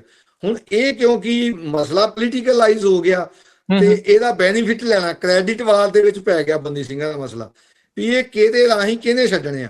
ਕਿਉਂਕਿ ਅਦਾਲਤਾਂ ਵੀ ਜਿਵੇਂ ਤੁਸੀਂ ਕਹਿੰਦੇ ਵੀ ਅਦਾਲਤਾਂ, ਮੈਂ ਕਿਹਾ ਵੀ ਫੈਸਲੇ ਨਹੀਂ ਲੈਂਦੀਆਂ, ਲਮਕਾਉਂਦੀਆਂ ਹੈਗੀਆਂ। ਹੁਣ ਭੁੱਲਰ ਸਾਹਿਬ ਦੀ ਜਦੋਂ ਫਾਂਸੀ ਨੂੰ ਉਮਰ ਕੈਦ ਬਦਲਿਆ ਤਾਂ ਉਹ ਡਿਲੇ ਹੋ ਗਈ ਵੀ ਫਾਂਸੀ ਲਾਉਣ ਦੇ ਫੈਸਲੇ ਦੇ ਵਿੱਚ ਡਿਲੇ ਹੋ ਗਈ, ਉਹ ਤੇ ਜਜਮੈਂਟ ਸੀ। ਹੁਣ ਭਾਈ ਰਾਜੋਆਣੇ ਇਹਦਾ ਹੈਗਾ ਹੁਣ ਕਿਉਂਕਿ ਇਹ ਮਸਲਾ ਪੋਲੀਟੀਕਲਾਈਜ਼ ਹੋ ਗਿਆ, ਉਹ ਸੁਪਰੀਮ ਕੋਰਟ ਹੀ 6 ਸਾਲ ਤੋਂ ਹੋਰ ਡਿਲੇ ਕਰ ਲਈ ਉਹਨਾਂ ਨੇ ਜ਼ਿਆਦਾ ਡਿਲੇ ਕਰ ਉਹ ਸੈਂਟਰ ਗਵਰਨਮੈਂਟ ਨੂੰ ਨੋਟਿਸ ਕਰਦੇ, ਉਹ ਸੈਂਟਰ ਗਵਰਨਮੈਂਟ ਟਾਈਮ ਸੀਕ ਕਰਦੀ ਆ, ਉਹ ਫਿਰ ਟਾਈਮ ਦੇ ਦਿੰਦੇ ਵੀ ਨਹੀਂ ਜੀ ਤੁਸੀਂ ਨਾ ਲਿਓ, ਅਸੀਂ ਇੱਥੇ ਦੇਖਦੇ ਆ। ਉਹ ਕਰਦੇ ਕਰਦੇ ਉਹਨਾਂ ਨੇ 2 ਵਾਰ ਰਿਟ ਪਟੀਸ਼ਨ ਪਾਈ, 2019 ਤੋਂ ਬਾਅਦ 2020 ਚ, 24 ਚ ਡਿਸਪੋਜ਼ ਹੋਈ, ਫੇਰ ਪਾਈ ਆ, ਉਹ ਫੇਰ ਅਜੇ ਤੱਕ ਪੈਂਡਿੰਗ ਆ। ਫਿਰ ਸੁਪਰੀਮ ਕੋਰਟ ਕਹਿੰਦੀ ਤੁਸੀਂ ਲਓ ਫੈਸਲਾ, ਨਹੀਂ ਤੇ ਅਸੀਂ ਕਰਾਂਗੇ। ਉਹ ਫੇਰ ਟਾਈਮ ਲੈ ਜਾਂਦੇ ਆ। ਉੱਥੇ ਫਿਰ ਸੀਨੀਅਰ ਸੋਲਿਸਿਟਰ ਜਨਰਲ ਹੀ ਪੇਸ਼ ਹੋ ਜਾਂਦਾ ਤੇ ਕੋਰਟ ਕਿਉਂ ਨਹੀਂ ਟਾਈਮ ਰਹੂਗੀ ਜਦੋਂ ਸੈਂਟਰ ਗਵਰਨਮੈਂਟ ਦਾ ਮੇਨ ਮੁੱਖ ਵਕੀਲ ਪੇਸ਼ ਹੋ ਗਿਆ, ਉਹ ਟਾਈਮ ਮੰਗ ਲੈਂਦੇ ਆ। ਫਿਰ ਉਹ ਲਿਸਟ ਹੀ ਨਹੀਂ ਹੋਣ ਦਿੰਦੇ ਰਜਿਸਟਰਾਰ ਦੇ ਆਫਿਸ ਦੇ ਵਿੱਚ, ਉਹ 2-2 4-4 ਮਹੀਨੇ ਲਿਸਟ ਹੀ ਨਹੀਂ ਹੁੰਦਾ। ਫਿਰ ਨਵਾਂ ਜੱਜ ਆ ਜਾਂਦਾ, ਉਹ ਉੱਥੋਂ ਫਿਰ ਟਾਈਮ ਲੈ ਲੈਂਦੇ। ਸੋ ਇਹ ਐਗਜ਼ੈਕਟਿਵ ਨੇ ਜੁਡੀਸ਼ਰੀ ਦੇ ਉੱਤੇ ਗਲਵਾ ਪਾ ਲਿਆ ਹੋਇਆ। ਜਿਹੜੀਆਂ ਅਦਾਲਤਾਂ ਅੱਗੇ ਆਪਣੇ ਬੰਦੀ ਸਿੰਘਾਂ ਨੂੰ ਜਿਹੜੀਆਂ ਐਜ਼ ਪਰ ਰੂਲ ਡਾਇਰੈਕਸ਼ਨ ਕਰਦੀਆਂ ਸੀਗੀਆਂ ਉਹ ਨਹੀਂ ਕਰ ਰਹੀਆਂ। ਭਾਵੇਂ ਭੁੱਲਰ ਸਾਹਿਬ ਦੀ ਦਿੱਲੀ ਹਾਈ ਕੋਰਟ ਦੇ ਵਿੱਚ ਪੈਂਡਿੰਗ ਆ 24 ਤੋਂ 2 ਸਾਲ ਤੋਂ, ਭਾਵੇਂ ਰਾਜੋਆਣੇ ਦੀ ਪੈਂਡਿੰਗ ਆ, ਭਾਵੇਂ ਭਾਈ ਹਵਾਰੇ ਦੀ ਅਪੀਲ ਤੇ ਟ੍ਰਾਂਸਫਰ ਵੀ ਪੈਂਡਿੰਗ ਆ ਸੁਪਰੀਮ ਕੋਰਟ 'ਚ। ਉਹ ਕੋਰਟਾਂ ਵੀ ਆਪਣੀ ਜਿਹੜੀ ਮਿਲੀ ਹੋਈ ਪਾਵਰ ਸੰਵਿਧਾਨ ਤੋਂ ਉਹ ਵਰਤ ਨਹੀਂ ਰਹੀਆਂ। ਉਹਦੇ ਵਾਸਤੇ ਉਹ ਗਵਰਨਮੈਂਟ ਵੱਲ ਨੂੰ, ਖਾਸ ਤੌਰ ਤੇ ਸੈਂਟਰ ਗਵਰਨਮੈਂਟ ਵੱਲ ਦੇਖਦੀ ਆ ਵੀ ਉਹ ਇਸ਼ਾਰਾ ਹੀ ਦੇਖ ਰਹੀ ਆ ਵੀ ਹੋਮ ਮਿਨਿਸਟਰੀ ਕੀ ਇਸ਼ਾਰਾ ਦੇਣ, ਉਹ ਤਾਂ ਇਸ਼ਾਰਾ ਦੇਖਦੇ ਵੀ ਜਾਂ ਇਸ਼ਾਰਾ ਜੇ ਵੀ ਤੁਸੀਂ ਕਰਦੇ ਹੋ ਜਾਂ ਉਹ ਇਸ਼ਾਰਾ ਦੇਖਦੇ ਵੀ ਤੁਸੀਂ ਨਾ ਕਰੋ। ਅਸੀਂ ਇਹਨੂੰ 2027 ਦੇ ਮੁੱਦੇ ਤੇ ਜਿੱਦਾਂ ਹੁਣ ਕਈ ਕਹਿ ਦਿੰਦੇ ਵੀ ਉਸ ਤੋਂ ਪਹਿਲਾਂ ਕੋਈ ਸੁੱਟਣਗੇ 5-4 ਬੰਦੇ, ਸੋ ਅਸੀਂ ਉਹ ਵੀ ਦੇਖਦੇ ਆ ਵੀ ਅਸੀਂ ਤਾਂ 2015 ਤੋਂ ਇਹ ਦੇਖਦੇ ਆ ਵੀ ਮੁੱਠ ਦਾ ਬੁੱਲ ਕਦੋਂ ਡੁੱਬੂਗਾ। ਤੇ ਉਹ ਦੇਖਦੇ 10 ਸਾਲ ਜਿਹੜੀ ਉਹਨਾਂ ਦੀ ਕਸਟਡੀ ਵੱਧ ਗਈ ਸਾਰੀ। ਸੋ ਇਹ ਵਿਤਕਰਾ ਹੀ ਆ ਸਲਸੇ ਵਾਲੇ ਦਾ। ਚਲੋ ਨਾਲ ਭਾਈ ਵਾਲੇ ਨਾਲ ਮੁਕਾਬਲਾ ਕਰਨਾ ਤਾਂ ਨਹੀਂ ਚਾਹੀਦਾ, ਪਰ ਕੇਸ ਵਾਈਜ਼ ਦੇਖੋ ਵੀ ਉਹ ਆਪਣੀ ਰੂਟੀਨ 'ਚ ਮਿਲਦੀ ਹੋਈ ਉਹਨੂੰ ਬਹੁਤ ਈਜ਼ੀ ਪਰੋਲ ਮਿਲ ਜਾਂਦੀ ਹੈ ਤੇ ਭਾਈ ਹਵਾਲੇ ਨੂੰ ਇੱਕ ਵਾਰ ਵੀ ਨਹੀਂ ਮਿਲੀ। ਉਹਨਾਂ ਦੀ ਐਪਲੀਕੇਸ਼ਨ ਸਾਲ ਹੋ ਗਿਆ ਪੈਂਡਿੰਗ ਆ। ਉਹ ਕਦੀ ਦੂਜੀ ਸਰਕਾਰ, ਉਹ ਸਰਕਾਰ ਨੇ ਕਰਨਾ, ਉਹ ਸਰਕਾਰ ਨੇ ਕਰਨਾ, ਦਿੱਲੀ ਜੇਲ੍ਹ ਨੇ ਕਰਨਾ, ਦਿੱਲੀ ਹਾਈ ਕੋਰਟ ਨੇ ਕਰਤਾ, ਇੱਧਰ ਉੱਧਰ ਭਜਾਈ ਫਿਰੋ ਬਸ। ਹਾਂ ਬਸ ਉਹਨਾਂ ਨੂੰ ਖੱਜਲ ਕਰੋ। ਤੇ ਪਰ ਇਹ ਵੀ ਲੜਾਈ ਨੂੰ ਅਸੀਂ ਇਦਾਂ ਨਹੀਂ ਛੱਡ ਸਕਦੇ ਵੀ ਅਸੀਂ ਕਹੀਏ ਅਸੀਂ ਨਹੀਂ ਕਰਦੇ ਕੁਝ ਵੀ, ਇਹ ਐਕਸਪੋਜ਼ ਨਹੀਂ ਹੁੰਦਾ। ਫਿਰ ਐਕਸਪੋਜ਼ ਨਹੀਂ ਹੁੰਦਾ, ਇਹ ਇਦਾਂ ਨੰਗਿਆ ਹੁੰਦੇ ਆ ਵੀ ਹਾਂ ਦੇਖੋ ਇਸ ਤਰ੍ਹਾਂ ਜਿਹੜਾ ਸਿੱਖਾਂ ਨਾਲ ਜਿਹੜੀ ਡਿਸਕ੍ਰਿਮੀਨੇਸ਼ਨ। ਅੱਛਾ, ਤੁਹਾਨੂੰ ਜਸਪਾਲ ਸਿੰਘ ਜੀ ਕਿਉਂ ਲੱਗਦਾ ਹੈ ਵੀ ਇਹ ਮਾਈਨੋਰਟੀਜ਼ ਦੇ ਉਲਟੇ ਸਰਕਾਰ, ਚਲੋ ਪੋਲੀਟੀਕਲ ਇੱਕ ਹੁੰਦਾ ਨਾ ਵੀ ਪੋਲੀਟੀਕਲ ਵੈਂਡੇਟਾ ਆ ਵੀ ਇਹ ਇਹਨਾਂ ਦਾ ਕਿਸੇ ਦਾ ਕੋਈ ਪੋਲੀਟੀਕਲ ਵਿਰੋਧੀ ਆ ਵੀ ਉਹਨਾਂ ਨੂੰ ਇਦਾਂ ਜਿਹੜਾ ਉਹ ਫਸਾ ਰਹੇ ਆ। ਇਹ ਮਾਈਨੋਰਟੀਜ਼ ਦੇ ਨਾਲ ਇੰਨਾ ਧੱਕਾ ਕਿਉਂ? ਇਹ ਕਿੱਥੋਂ ਆਉਂਦੀ ਇਹਨਾਂ ਦੇ ਵਿੱਚ ਇੰਨੀ ਜਿਹੜੀ ਕਹਿ ਲਓ ਵੀ ਨਫ਼ਰਤ ਦੀ ਜਾਂ ਡਿਸਕ੍ਰਿਮੀਨੇਸ਼ਨ ਦੀ ਇਹ ਭਾਵਨਾ? ਦੇਖੋ, ਉਹ ਤਾਂ ਜਦੋਂ ਅਸੀਂ ਦਿੱਲੀ ਪੀਪਲਸ ਸਟੇਟ ਦੀ ਗੱਲ ਕਰਦੇ ਹਾਂ ਤਾਂ ਉਹਨਾਂ ਦੀ ਤਾਂ ਮਾਈਂਡ ਤੇ ਉਹਨਾਂ ਨੂੰ ਉਹਨਾਂ ਦੀ ਉਹ ਹੈਰੀਡੇਟਰੀ ਮਿਲੀ ਹੋਈ ਹੈ। ਜਿਹੜਾ ਵੀ ਉਹਨਾਂ ਦੀ ਸੋਚ ਨੂੰ ਚੈਲੰਜ ਕਰਦਾ, ਜਿਹੜੀ ਸਮਾਜ ਨੂੰ ਵੰਡਦੀ ਆ, ਤੇ ਗੁਰੂ ਸਾਹਿਬ ਦੀ ਸੋਚ ਜਿਹੜਾ ਵੱਡਾ ਫਰਕ ਆ ਉਹ ਤਾਂ ਉਹੀ ਹੈ ਨਾ, 5 ਸਦੀਆਂ ਦੇ ਵੈਦ ਵਾਲੀ ਗੱਲ ਹੈਗੀ ਆ। ਤੇ ਜਦੋਂ ਉਹਨਾਂ ਦੇ ਹੱਥ ਤਾਕਤ ਆਈ ਤੇ ਉਹਨਾਂ ਨੇ ਉਹ ਦਿਖਾਇਆ ਵੀ ਹਾਂ ਅਸੀਂ ਕੀ ਕਰ ਸਕਦੇ ਹਾਂ। ਤੇ ਭਾਵੇਂ ਉਹ ਮੁਗਲਾਂ ਦੇ ਟਾਈਮ ਵੀ ਮੁਗਲ ਸਟੇਟਾਂ ਦੇ ਨਾਲ ਵੀ ਜੁੜੇ ਰਹੇ, ਅੰਗਰੇਜ਼ਾਂ ਦੇ ਵੀ ਚਮਚੇ ਰਹੇ, ਅੱਜ ਉਹ ਆਪਣਾ ਜਿਹੜਾ ਉਹ ਰੰਗ ਦਿਖਾ ਰਹੇ ਹੈਗੇ। ਸੋ ਮੇਨ ਕੋਰ ਜਿਹੜੀ ਆ ਦੁਸ਼ਮਣੀ ਉਹ ਤਾਂ ਉਹੀ 5 ਸਦੀਆਂ ਦੇ ਵੈਦ ਵਾਲੀ ਆ ਵੀ ਸਾਡਾ ਸਰਵ ਸਾਂਝੀਵਾਲਤਾ ਦਾ ਸਿਧਾਂਤ ਆ, ਉਹਨਾਂ ਦਾ ਸਮਾਜ ਨੂੰ ਵੰਡ ਕੇ ਰੱਖਣ ਵਾਲਾ ਜਿਹੜਾ ਸਿਧਾਂਤ ਹੈਗਾ। ਦੂਜਾ ਇੱਥੇ ਜਿਹੜੀ ਵੋਟ ਪੋਲਿਟਿਕਸ ਹੈਗੀ ਆ, ਉਹ ਜਿਹੜੀ ਅੰਗਰੇਜ਼ਾਂ ਦੇ ਟਾਈਮ ਜਿਹੜੀ ਕਮਿਊਨਿਟੀ ਬੇਸਡ ਜਿਹੜੀ ਵੋਟ ਸਿਸਟਮ ਸੀਗਾ ਵੀ ਹਰੇਕ ਨੂੰ ਨੁਮਾਇੰਦਗੀ ਮਿਲੇ, ਉਹ ਖਤਮ ਹੋ ਗਈ ਤੇ ਬਹੁ ਗਿਣਤੀ ਦਾ ਰਾਜ ਹੋ ਗਿਆ। ਸੋ ਬਹੁ ਗਿਣਤੀ ਦੀ ਐਸਪੀਰੇਸ਼ਨ ਨੂੰ ਟੁੰਬ ਕੇ ਭਾਵੇਂ ਕਾਂਗਰਸ ਸੀ, ਉਹਨੇ ਸਿੱਖਾਂ ਨੂੰ 84 ਚ ਮਾਰ ਕੇ, ਤੇ ਜਿੰਨੀ ਵਾਸਟ ਬਹੁ ਗਿਣਤੀ ਉਹਨਾਂ ਨੂੰ ਮਿਲੀ ਸੀ ਰਾਜੀਵ ਗਾਂਧੀ ਨੂੰ, ਉਨੀ ਤਾਂ ਬੀਜੇਪੀ ਵੀ ਪ੍ਰਕਿਓਰ ਨਹੀਂ ਕਰ ਸਕੀ। ਤੇ ਬੀਜੇਪੀ ਨੇ ਮੁਸਲਮਾਨਾਂ ਨੂੰ ਗੁਜਰਾਤ ਮਾਡਲ ਜਿਹੜਾ ਕਹਿੰਦੇ ਆ ਮਾਰ ਕੇ ਤੇ ਹਿੰਦੂ ਬਹੁ ਗਿਣਤੀ ਦੀ ਜਿਹੜੀ ਵੋਟ ਲਈ। ਸੋ ਵੋਟ ਇੱਕ ਤਾਂ ਉਹਨਾਂ ਦੀ ਕੋਲ ਦੇ ਵਿੱਚ ਉਹ ਜਿਹੜੀ ਸੋਚ ਪਈ ਆ ਵਿਤਕਰੇ ਦੀ ਵੰਡ ਕੇ ਰੱਖਣ ਦੀ, ਤੇ ਦੂਜੀ ਜਿਹੜੀ ਵੋਟ ਪੋਲਿਟਿਕਸ ਹੈਗੀ ਆ, ਉਹਨਾਂ ਨੂੰ ਈਜ਼ੀ ਸਟੈਪ ਲੱਗਦਾ ਹੈਗਾ ਵੀ ਹਾਂ ਮਿਨੋਰਟੀ ਨੂੰ ਕੁੱਟੋ ਮਾਰੋ। ਤੇ ਜਿਹੜੇ ਹੁਣ ਜਿਹੜਾ ਹੋ ਗਿਆ ਮਿਨੋਰਟੀ ਨੂੰ ਕੁੱਟੋ ਮਾਰੋ ਵੀ ਹੋ ਗਿਆ, ਡਰਾਓ ਵੀ, ਤਾਂ ਫੇਰ ਇੱਕ ਹੋ ਗਿਆ ਵੀ ਜਿਹੜਾ ਸਾਡੇ ਖਿਲਾਫ ਬੋਲਦਾ, ਜਿਹੜਾ ਸਰਕਾਰ ਦੇ ਕੰਮਾਂ ਦੀ ਵੀ ਆਲੋਚਨਾ ਕਰਦਾ, ਭਾਵੇਂ ਉਹ ਦੇਸ਼ ਭਗਤ ਹੀ ਆ, ਭਾਵੇਂ ਉਹ ਕਹਿੰਦਾ ਵੀ ਪ੍ਰਾਊਡ ਟੂ ਬੀ ਇੰਡੀਅਨ ਜਾਂ ਅਸੀਂ ਨੈਸ਼ਨਲ ਫਲੈਗ ਦੀ ਕਰਨੀ ਆ, ਸਿੱਖਾਂ ਦੇ ਜਾਂ ਉਹਦੇ ਸੰਬੰਧ 'ਚ ਇਹ ਗੱਲ ਨਹੀਂ ਹੁੰਦੀ। ਪਰ ਜਿਹੜੇ ਲੋਕ ਹੁਣ ਵੈਸੇ ਵੀ ਆਲੋਚਨਾ ਕਰਦੇ ਆ ਗੌਰਮੈਂਟ ਦੀ ਜਾਂ ਮੋਦੀ ਦੇ ਕਮੈਂਟ ਵੀ ਕਰਦੇ ਆ, ਕੋਈ ਪੱਤਰਕਾਰ ਜਾਂ ਜਿਹੜੇ ਲਿਬਰਲ ਕਹਿ ਸਕਦੇ ਆ ਸੋਚ ਵਾਲੇ, ਕਮੇਡੀਅਨ ਦੇਖ ਲਓ, ਕਮੇਡੀਅਨਾਂ ਮੀਡੀਆ ਉਹਦੇ ਉੱਤੇ ਵੀ, ਉਹਨਾਂ ਦੇ ਉੱਤੇ ਵੀ ਉਹ ਉਸੇ ਤਰ੍ਹਾਂ ਹੀ ਉਹਨਾਂ ਨੂੰ, ਭਾਵੇਂ ਹੁਣ ਸੋਨਮ ਵਾਂਗ ਚੁੰਗੀ ਸੀਗਾ, ਉਹ ਤਾਂ ਦੇਸ਼ ਭਗਤੀ ਸੀਗਾ, ਉਹ ਤਾਂ ਦੇਸ਼ ਦੀ ਸਾਰੀ ਗੱਲ ਕਰਦਾ ਸੀ, ਉੱਤੇ ਵੀ ਐਨਐਸਏ ਲਾਈ ਦਬਾਅ ਪਾ ਕੇ ਚਲੋ ਵਾਪਸ ਲੈ ਲਈ, ਉਹਨਾਂ ਕੀ ਸੈਟਿੰਗ ਕੀਤੀ ਉਹਨਾਂ ਨੇ। ਸੋ ਇਹ ਜਿਹੜੀਆਂ ਦੋ ਵਜ੍ਹਾ ਵੀ ਉਹਨਾਂ ਦੀ ਕੋਲ ਦੇ ਵਿੱਚ ਉਹ ਪਈ ਹੈ ਨਫ਼ਰਤ 5 ਸਦੀਆਂ ਦੇ ਵੈਰ ਵਾਲੀ, ਤੇ ਦੂਜੀ ਜਿਹੜਾ ਵੋਟ ਸਿਸਟਮ ਹੈਗਾ ਉਹ 'ਚ ਮਿਨੋਰਟੀ ਦੀ ਵੋਟ ਵੰਡ ਕੇ ਤੇ ਬਹੁ ਗਿਣਤੀ ਦੀ ਵੋਟ ਨੂੰ ਕੰਸੋਲੀਡੇਟ ਕਰਕੇ ਉਹਨਾਂ ਨੇ ਆਪਣੀ ਰਾਜ ਸੱਤਾ ਤੇ ਕਾਇਮ ਰਹਿਣਾ। ਮੌਜੂਦਾ ਸਿਸਟਮ ਤਾਂ ਹੁਣ ਮੋਦੀ ਚਾਹੁੰਦਾ ਹੀ ਨਹੀਂ ਵੀ ਮੈਂ ਲਾਵਾਂ, ਉਹ ਤਾਂ ਕਹਿੰਦਾ ਵੀ ਵਲਾਦੀਮੀਰ ਪੁਤਿਨ ਵਾਂਗੂ ਮੈਂ ਪੱਕਾ ਰਾਜਾ ਹੀ ਬਣ ਜਾ, ਹਾਂ ਮੈਂ ਡਿਕਟੇਟਰ ਦੇ ਤੌਰ ਦੇ ਉੱਤੇ ਹੀ ਜਿਹੜਾ ਕੰਮ ਕਰਾਂ, ਉਹ ਉਹਨਾਂ ਦੀ ਉਹੀ ਸੋਚ ਹੈਗੀ ਹੈ। ਪਰ ਹੁਣ ਸਿੱਖਾਂ ਦਾ ਉਹ ਸੰਬੰਧ ਦੇ ਵਿੱਚ ਇੰਟਰਨੈਸ਼ਨਲ, ਹੁਣ ਸਿੱਖ 84 ਵਾਂਗੂ ਇਕੱਲੇ ਪੰਜਾਬ 'ਚ ਤਾਂ ਬੈਠੇ ਨਹੀਂ, ਉਦੋਂ ਵੀ ਸੀਗੇ, ਪਰ ਹੁਣ ਇੱਕ ਗਲੋਬਲ ਕਮਿਊਨਿਟੀ ਦੇ ਤੌਰ ਦੇ ਉੱਤੇ ਸਿੱਖ ਹੈਗੇ ਆ। ਉੱਥੋਂ ਦੀਆਂ ਸਟੇਟਾਂ ਦੇ ਵਿੱਚ ਵੀ ਜਿਹੜੇ ਇੰਡੀਆ ਦੇ ਖਿਲਾਫ ਵੀ ਆ, ਇੰਡੀਆ ਦੇ ਹੱਕ 'ਚ ਵੀ ਮੁਲਕ ਹੈਗੇ ਆ, ਉਹ ਨਵੀਂ ਸਾਫਬੰਦੀ ਹੁੰਦੀ ਹੈ, ਕੌਣ ਕਿਹਦੇ ਨਾਲ ਖੜਦਾ, ਉਸ ਸੰਬੰਧ 'ਚ ਵੀ ਉਹਨਾਂ ਨੂੰ ਦੇਖਣਾ ਪੈਂਦਾ ਵੀ ਇੱਥੇ ਅਸੀਂ ਕੁਝ ਕਰਾਂਗੇ ਤਾਂ ਸਾਡਾ ਬਾਹਰ ਕੀ ਫਰਕ ਪਊਗਾ। ਜਦੋਂ ਮੋਦੀ ਜਾਂ ਇਹਨਾਂ ਦੇ ਕੋਈ ਮੇਨ ਬੰਦੇ ਬਾਹਰ ਜਾਂਦੇ ਆ ਤਾਂ ਸਿੱਖੀ ਅੰਬੈਸੀਆਂ ਦੇ ਬਾਹਰ ਜਾਂ 6 ਜੂਨ ਨੂੰ ਸਾਰੇ ਉਸ ਸਪੀਡ ਨੂੰ ਅੰਬੈਸੀਆਂ ਦੇ ਬਾਹਰ ਪ੍ਰੋਟੈਸਟ ਹੁੰਦੇ ਆ।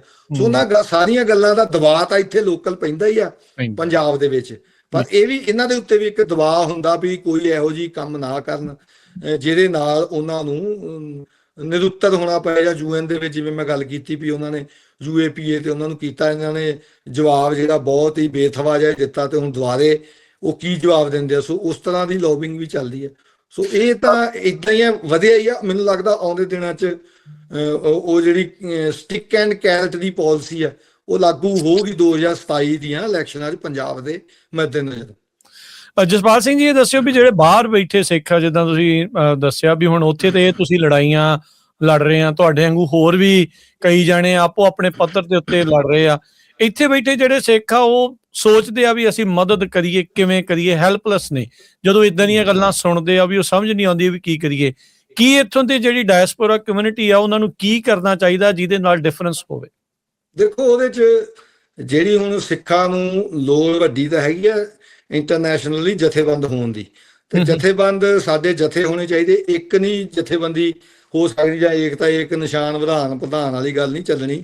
ਉਹਦੇ 'ਚ ਗਰੁੱਪਸ ਹੋਣੇ ਚਾਹੀਦੇ ਜਿਨ੍ਹਾਂ ਦੇ ਵਿੱਚ ਤਾਲਮੇਲ ਹੋਵੇ, ਭਾਵੇਂ ਉਹਨਾਂ ਦੀ ਡਾਇਰੈਕਸ਼ਨ ਅਲੱਗ-ਅਲੱਗ ਹੋਵੇ, ਕੋਈ ਪੋਲੀਟੀਕਲੀ, ਕੋਈ ਲੀਗਲੀ, ਕੋਈ ਜਿੰਨੇ ਵੀ ਪੱਖ ਹੁੰਦੇ ਆ ਜ਼ਿੰਦਗੀ ਦੇ, ਸੋਸ਼ਲ, ਇਕਨੋਮਿਕ, ਸਾਰਿਆਂ ਪੱਖਾਂ ਦੇ ਜਿਹੜਾ ਵੀ ਕੋਈ ਕੰਮ ਕਰਨਾ ਚਾਹੁੰਦਾ, ਵੀ ਕੌਮ ਦੀ ਬਿਹਤਰੀ ਵਾਸਤੇ ਵੀ ਸਾਡੀ ਦੁਨੀਆ ਦੇ ਵਿੱਚ ਜਗ੍ਹਾ ਬਣੇ, ਮਿਸ਼ਨ ਸਾਰਿਆਂ ਦਾ ਸਾਂਝਾ ਹੋਵੇ, ਸਾਰਾ ਮਿਸ਼ਨ ਸਾਂਝਾ, ਇੱਕ ਤਾਂ ਮਨੁੱਖ ਹੋਣ ਦੇ ਨਾਤੇ, ਸਿੱਖ ਹੋਣ ਦੇ ਨਾਤੇ, ਤੇ ਇੱਕ ਆਪਣਾ ਰਾਜ ਕਾਇਮ ਹੋਣ ਦੇ ਕਰਨ ਦੇ ਨਾਤੇ, ਜਿਹੜਾ ਜਿਸ ਤਰ੍ਹਾਂ ਦਾ ਵੀ ਕੋਈ, ਇਹ ਨਹੀਂ ਕੋਈ ਕਹਿ ਸਕਦਾ ਮੈਂ ਕਹਾਂ ਵੀ ਜਿਹੜਾ ਮੈਂ ਕੰਮ ਕਰ ਰਿਹਾ ਇਹ ਸਾਰੇ ਕਰੋ, ਇਹ ਨਹੀਂ, ਇਹ ਮੇਰਾ ਕੰਮ ਆ, ਮੈਂ ਆਪਣਾ ਕੰਮ ਪਛਾਣਾ, ਆਪਣੀ ਮੇਰੀ ਕੀ ਲਿਮਿਟੇਸ਼ਨਸ ਹੈਗੀ ਆ, ਮੈਂ ਕਿੱਥੇ ਰਹਿ ਕੇ ਕਰਨਾ, ਤੇ ਉਹਨੂੰ ਪਛਾਣਾ, ਤੇ ਦੂਜਾ ਕਰ ਰਿਹਾ ਕੰਮ ਉਹਦੀ ਮੈਂ ਇੱਜ਼ਤ ਵੀ ਕਰਾਂ ਤੇ ਉਹਦੇ ਨਾਲ ਕੋਈ ਤਾਲਮੇਲ ਵੀ ਹੋਵੇ। ਸੋ ਇਹ ਸਭ ਤੋਂ ਵੱਡੀ ਗੱਲ ਹੈਗੀ ਆ ਵੀ ਉਹ, ਪਰ ਜਦੋਂ ਅਸੀਂ ਵੈਸਟਰਨ ਜਾਂ ਉਹਦੇ ਸਿਸਟਮ ਦੇ ਰਾਹੀਂ ਜਥੇਬੰਦ ਹੁੰਦੇ ਆ ਤਾਂ ਉਹਦੀਆਂ ਜਿਹੜੀਆਂ ਡੀਮੈਰਿਟਸ ਹੈਗੀਆਂ, ਊਣਤਾਈਆਂ, ਉਹ ਵੀ ਉਜਾਗਰ ਹੁੰਦੀਆਂ ਸਾਡੇ ਵਿੱਚ, ਉਹ ਔਗਣ ਆ ਜਾਂਦੇ ਜਿਹਦੇ ਕਰਕੇ ਫਿਰ ਗੁਰੂ ਘਰਾਂ 'ਚ ਲੜਾਈਆਂ ਚੌਧਰਾਂ ਦੀ ਗੱਲ ਹੋ ਜਾਂਦੀ ਆ, ਜਾਂ ਜਥੇਬੰਦੀਆਂ ਦੇ ਵਿੱਚ ਟਕਰਾਅ ਤੱਕ ਵੀ ਜਾਂਦੇ ਆ।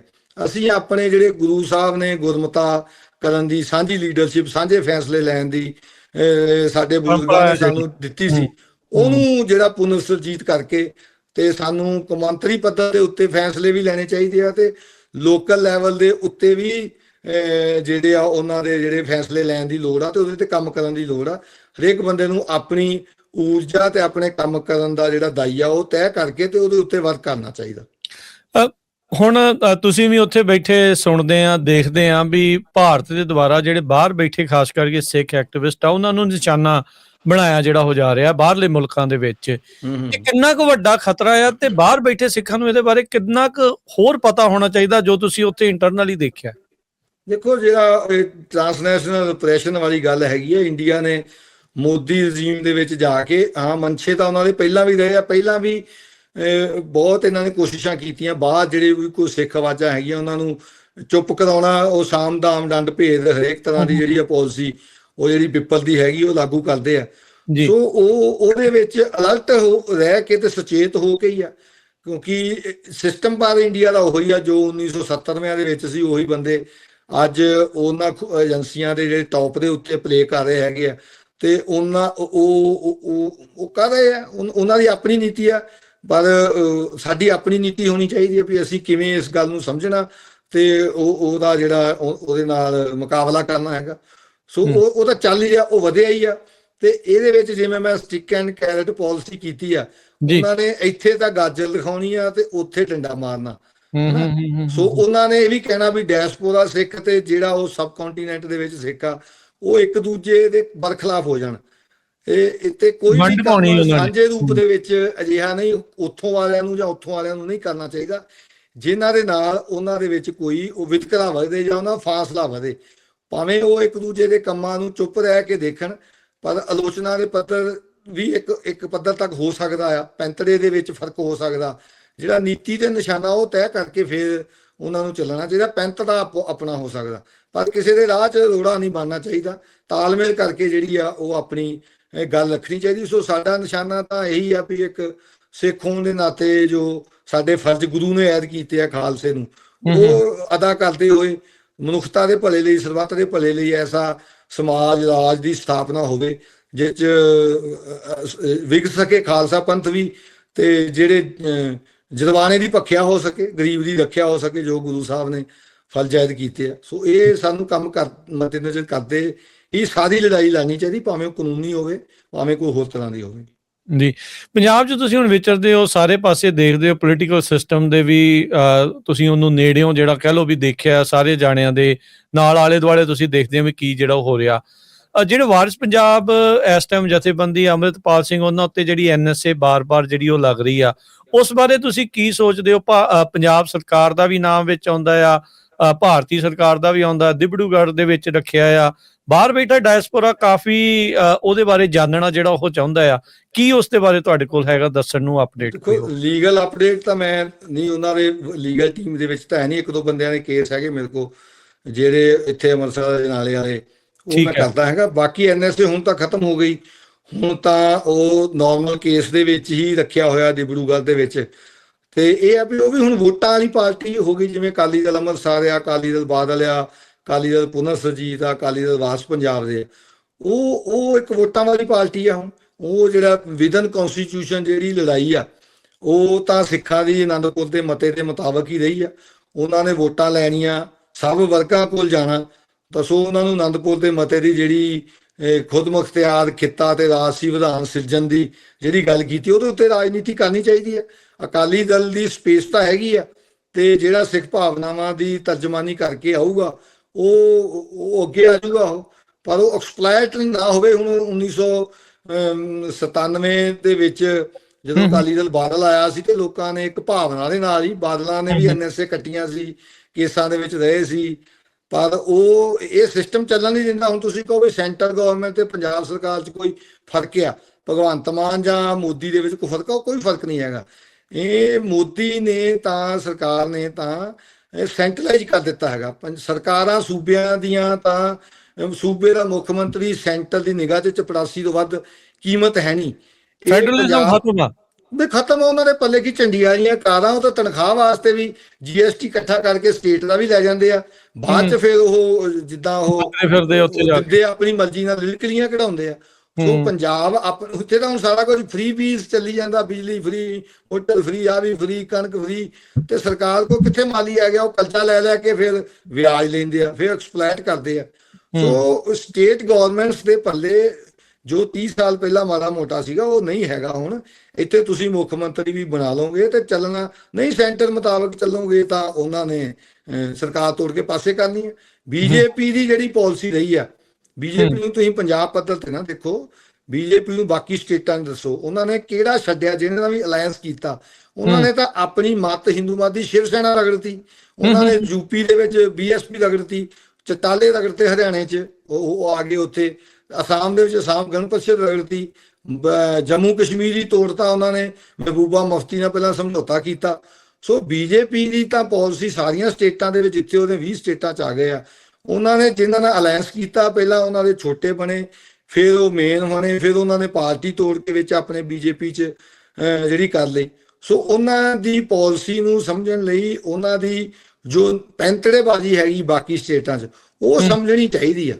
ਤੇ ਬਸ ਪੰਜਾਬ ਨੇ ਵੀ ਠੀਕ ਆ ਆਪਣੀ ਕਿਸਮਤ ਅਜਮਾਉਣੀ ਆ, ਪਰ ਹੁਣ ਉਹ ਸਮਾਂ ਅੱਜ ਤੋਂ 20 ਸਾਲ ਪਹਿਲਾਂ ਕੋਈ ਸਹੀ ਪੈਂਤੜਾ ਲੈ ਕੇ ਕਰਦਾ, ਜਾਂ ਬਾਦਲਾਂ ਨੂੰ ਉਦੋਂ ਕੀਤਾ ਗਿਆ ਤੇ ਉਹ ਟੂਲ ਬਣੇ BJP ਦਾ। ਅੱਜ ਉਹ BJP ਨੂੰ ਕੋਸਦੇ ਆ। ਪੰਜਾਬ ਦੇ ਵਿੱਚ ਕਿਹੜਾ ਸੀਗਾ BJP ਆ? ਹੁਣ ਉਹਨਾਂ ਨੇ 10 ਸਾਲ ਦੀ ਸਰਕਾਰ ਦੇ ਦੌਰਾਨ ਉਹ ਸਾਰੇ ਸਿਸਟਮ ਦੇ ਵਿੱਚ ਲੱਗ ਚੁੱਕੇ ਹੈਗੇ ਆ, ਤੇ ਉਹਨਾਂ ਨੂੰ ਤੁਸੀਂ ਕਿਵੇਂ ਅੱਜ ਤੁਸੀਂ ਨਿੰਦਦੇ ਹੋ? ਤੇ ਗੁਰਦੁਆਰਿਆਂ ਦੇ ਵਿੱਚ ਤਾਂ SGPC ਦੇ ਐਜੂਕੇਸ਼ਨ ਸਿਸਟਮ ਦੇ ਵਿੱਚ ਤੇ ਯੂਨੀਵਰਸਿਟੀਆਂ ਦੇ ਵਿੱਚ ਜਦੋਂ ਅਪਾਇੰਟਮੈਂਟਸ ਹੁੰਦੀਆਂ ਸੀ ਤੇ ਅਕਾਲੀ ਦਲ ਦੇ ਜਥੇਦਾਰ ਤਾਂ ਚੇਅਰਮੈਨੀਆਂ ਨੂੰ ਪੈਂਦੇ ਸੀ, ਜਿਹੜੀ ਚੇਅਰਮੈਨੀ ਸਰਕਾਰ ਜਾਣ ਦੇ ਨਾਲ ਚੱਲ ਜਾਂਦੀ ਸੀ। ਤੇ BJP RSS ਯੂਨੀਵਰਸਿਟੀਆਂ 'ਚ ਆਪਣੇ ਪ੍ਰੋਫੈਸਰ ਲਾਉਂਦੇ ਸੀ, ਜਿਨ੍ਹਾਂ ਨੇ ਨੀਤੀ ਬਣਾਉਣੀ ਆ, ਜਿਨ੍ਹਾਂ ਨੇ 50-60 ਸਾਲ ਦੀ ਉਮਰ ਤੱਕ ਕੰਮ ਕਰਨਾ ਆਪਣੀ ਜਥੇਬੰਦੀ ਲਈ। ਤੇ ਉਹਦਾ ਘਾਟਾ ਜਿਹੜਾ ਹੁਣ ਉਹ ਆਪੇ ਫਾਥੜੀਏ ਤੈਨੂੰ ਕੌਣ ਛਡਾਵੇ ਵਾਲੀ ਬਾਦਲ ਦਲ ਨੇ ਉਹਦਾ ਦੋਸ਼ੀ ਆ।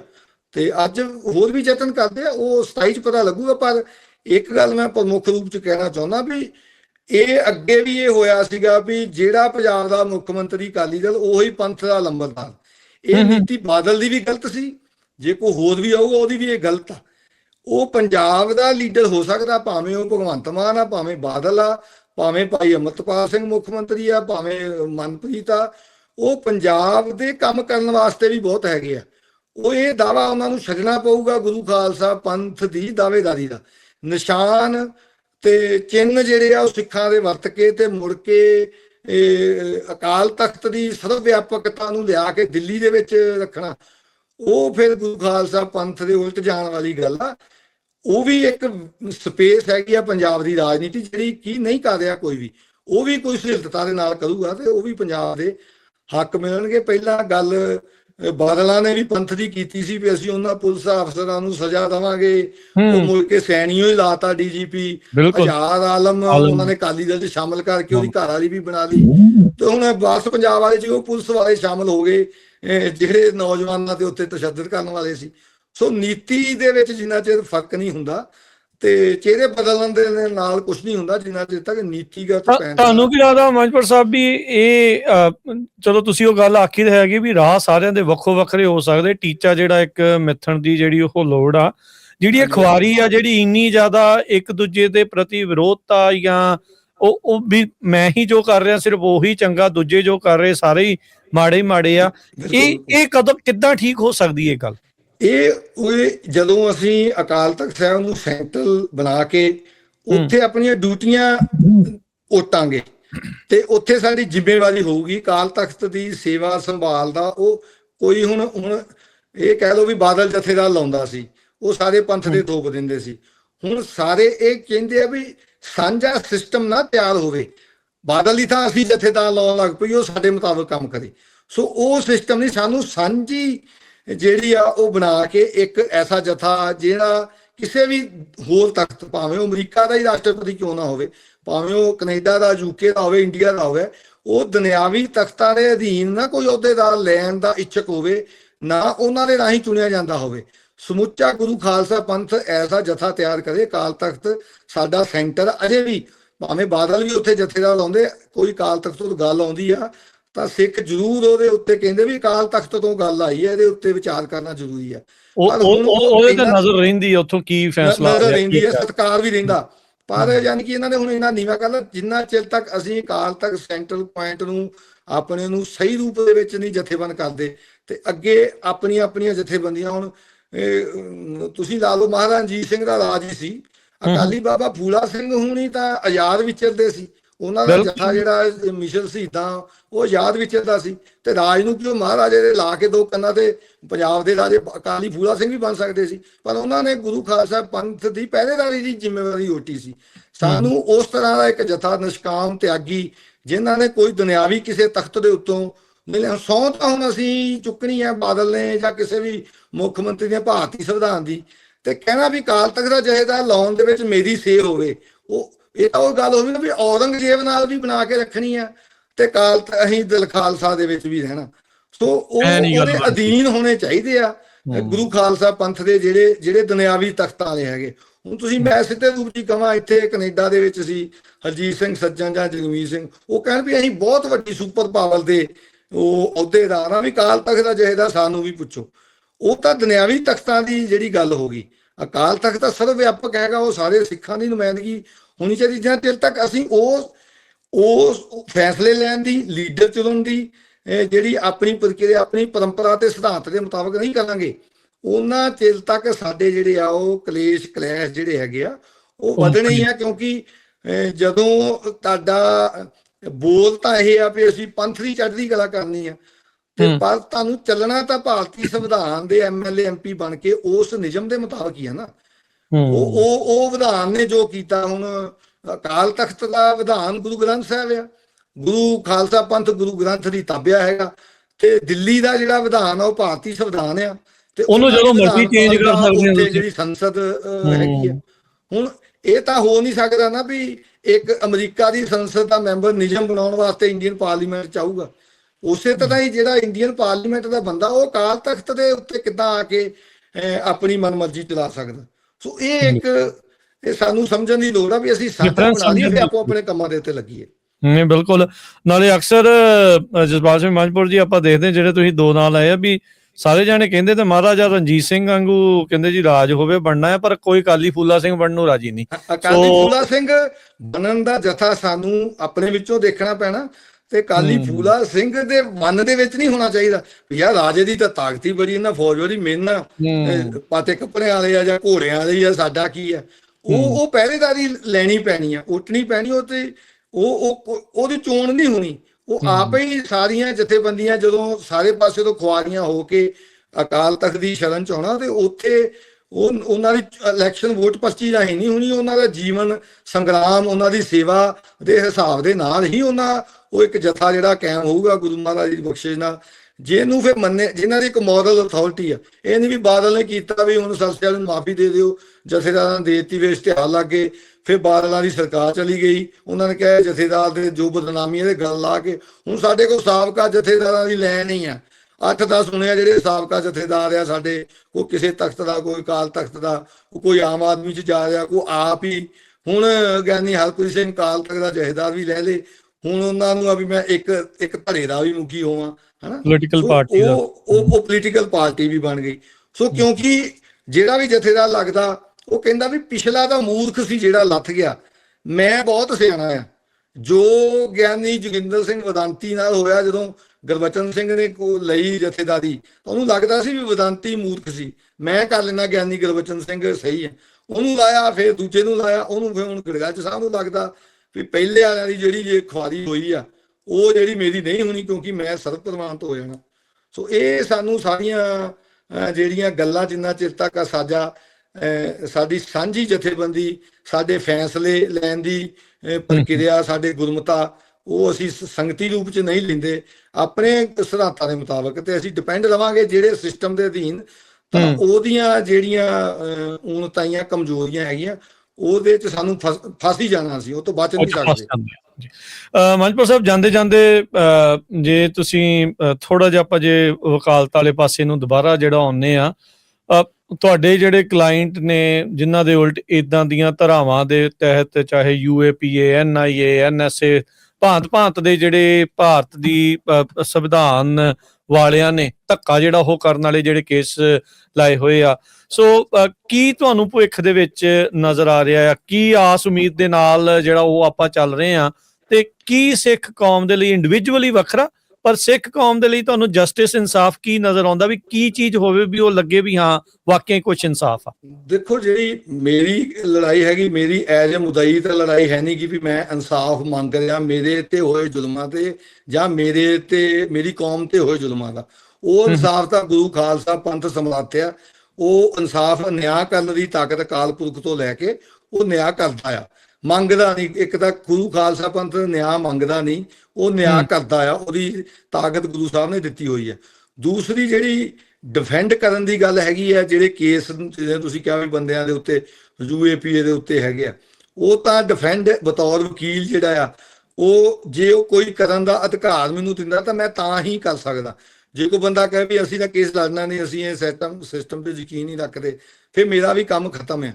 ਜਾਂ ਕੌਮ ਹੈ ਜਦੋਂ ਫੈਸਲਾ ਕਰ ਲਵੇ ਵੀ ਕੋਈ ਵੀ ਨੌਜਵਾਨ ਜਿਹੜਾ ਕਿਸੇ ਵੀ ਖਾੜਕੂ ਜਾਂ ਪੋਲੀਟੀਕਲ ਜਥੇਬੰਦੀ ਦਾ, ਉਹਨੇ ਇੱਥੋਂ ਦੇ ਸਿਸਟਮ ਨੂੰ ਇੱਕ ਫੈਸਲਾ ਲੈ ਕੇ, ਜਿਵੇਂ ਕਹਿੰਦਾ ਸਾਂਝੇ ਫੈਸਲੇ ਕੌਮ ਲਵੇ, ਉਹ ਤੇ ਲੈ ਲੈਣ ਫੈਸਲਾ, ਕੌਮ ਦਾ ਸਾਂਝਾ ਫੈਸਲਾ ਹੋਵੇ ਵੀ ਕਿਸੇ ਵੀ ਅਦਾਲਤ ਦੇ ਵਿੱਚ ਕੋਈ ਵੀ ਜਿਹੜੀ ਆ ਸਿੱਖ ਜਿਹੜਾ ਵੀ ਫੜਿਆ ਜਾਂਦਾ, ਉਹ ਅਸੀਂ ਕੋਈ ਵੀ ਅਦਾਲਤੀ ਕਾਰਵਾਈ ਦੇ ਵਿੱਚ ਸ਼ਾਮਲ ਨਹੀਂ ਹੋਣਾ, ਫਿਰ ਉਹਦੇ ਵਿੱਚ ਮੈਂ ਵਿਹਲਾ ਆ, ਮੈਨੂੰ ਹੋਰ ਬਹੁਤ ਫਿਰ ਕੰਮ ਹੈਗੇ ਆ। ਸੋ ਅਸੀਂ ਤਾਂ ਡਿਫੈਂਡ ਕਰਨਾ ਜਦੋਂ ਬੰਦਾ ਚਾਹੁੰਦਾ ਵੀ ਮੈਨੂੰ ਡਿਫੈਂਡ ਕੀਤਾ ਜਾਵੇ, ਜਾਂ ਕੌਮੀ ਪੱਧਰ ਦੇ ਉੱਤੇ ਉਹ ਫੈਸਲਾ ਲਿਆ ਜਾਂਦਾ ਵੀ ਹਾਂ ਉਹ ਡਿਫੈਂਡ ਕਰਨਾ, ਕਿਉਂਕਿ ਹੁਣ ਅਸੀਂ ਉਸ ਸਮਾਜ ਦੇ ਵਿੱਚ ਆ, ਉਸ ਗਲੋਬਲ ਸੈਟਅਪ ਦੇ ਵਿੱਚ ਆ, ਜਿੱਥੇ ਇਹ ਜਿਹੜੀ ਡੈਮੋਕ੍ਰੈਟਿਕ ਵੈਲਿਊਜ਼ ਦੀ ਕਿਤੇ ਨਾ ਕਿਤੇ ਜਿਹੜੀ ਆ ਉਹਦੀ ਕਦਰਦਾਨੀ ਹੈਗੀ ਆ।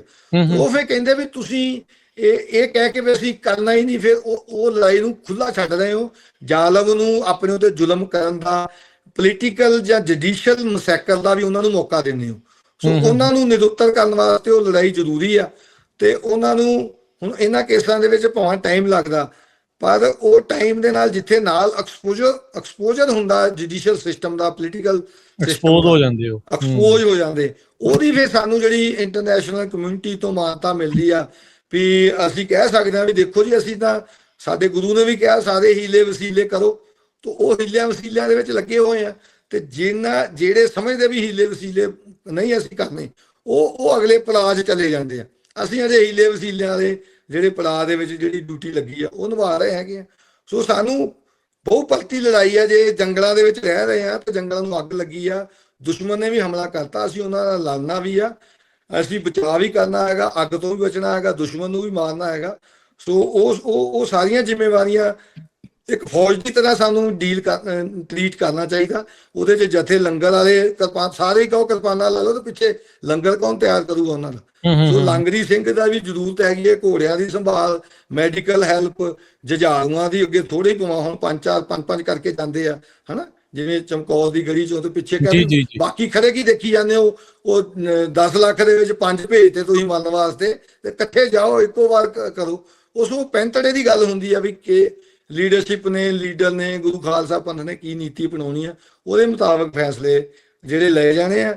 ਤੇ ਮੌਜੂਦਾ ਸਮੇਂ 'ਚ ਸਾਨੂੰ, ਮੈਂ ਤਾਂ ਇਹੀ ਸਮਝਦਾ ਵੀ ਸਾਰੇ ਪੱਖਾਂ ਤੋਂ, ਭਾਵੇਂ ਪੰਜਾਬ ਦੀ ਵੋਟ ਆ ਉਹਦੇ ਵਿੱਚ ਵੀ ਸਾਨੂੰ ਅੰਦਰੂਨੀ ਤੇ ਬਹਿਰੂਨੀ, ਪਹਿਲਾਂ ਅੰਦਰੂਨੀ ਤੌਰ ਤੇ ਜਿੰਨਾ ਚਿਰ ਸਾਡਾ ਸੈਟਅਪ ਸੈੱਟ ਨਹੀਂ ਹੁੰਦਾ ਸਾਡੇ ਸਿਧਾਂਤ ਮੁਤਾਬਕ, ਉਹਨਾਂ ਚਿਰ ਤੱਕ ਸਾਨੂੰ ਬਹਿਰੂਨੀ ਜਿਹੜੇ ਬਾਹਰੀ ਹਮਲੇ ਵੀ ਦੀ ਮਾਰ ਜ਼ਿਆਦਾ ਝੱਲਣੀ ਪੈਂਦੀ ਹੈ, ਕਿਉਂਕਿ ਫਿਰ ਅੰਦਰੂਨੀ ਕਲੇਸ਼ ਵੱਧ ਜਾਂਦਾ, ਬਾਹਰ ਵਾਲਾ ਫਿਰ ਫਾਇਦਾ ਲੈਂਦਾ।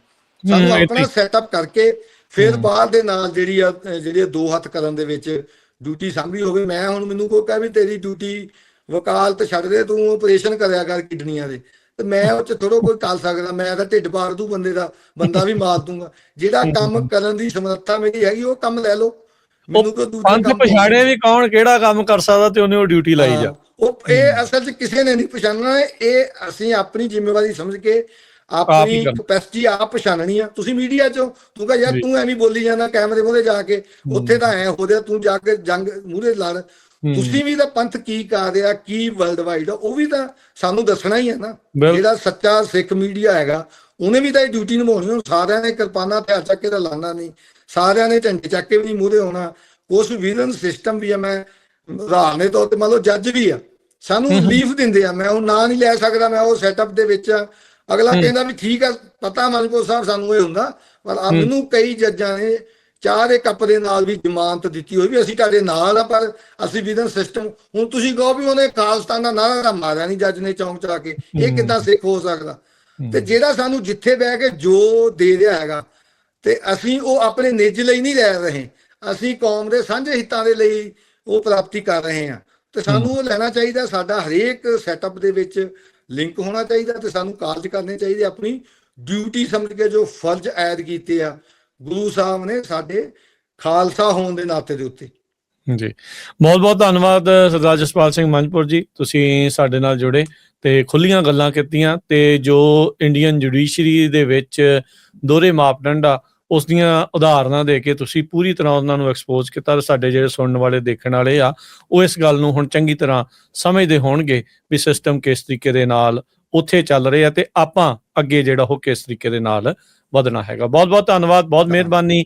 ਮਿਲਦੇ ਹਾਂ ਫਿਰ ਅਗਲੀ ਵਾਰ। ਵਾਹਿਗੁਰੂ ਜੀ ਕਾ ਖਾਲਸਾ, ਵਾਹਿਗੁਰੂ ਜੀ ਕੀ ਫਤਿਹ।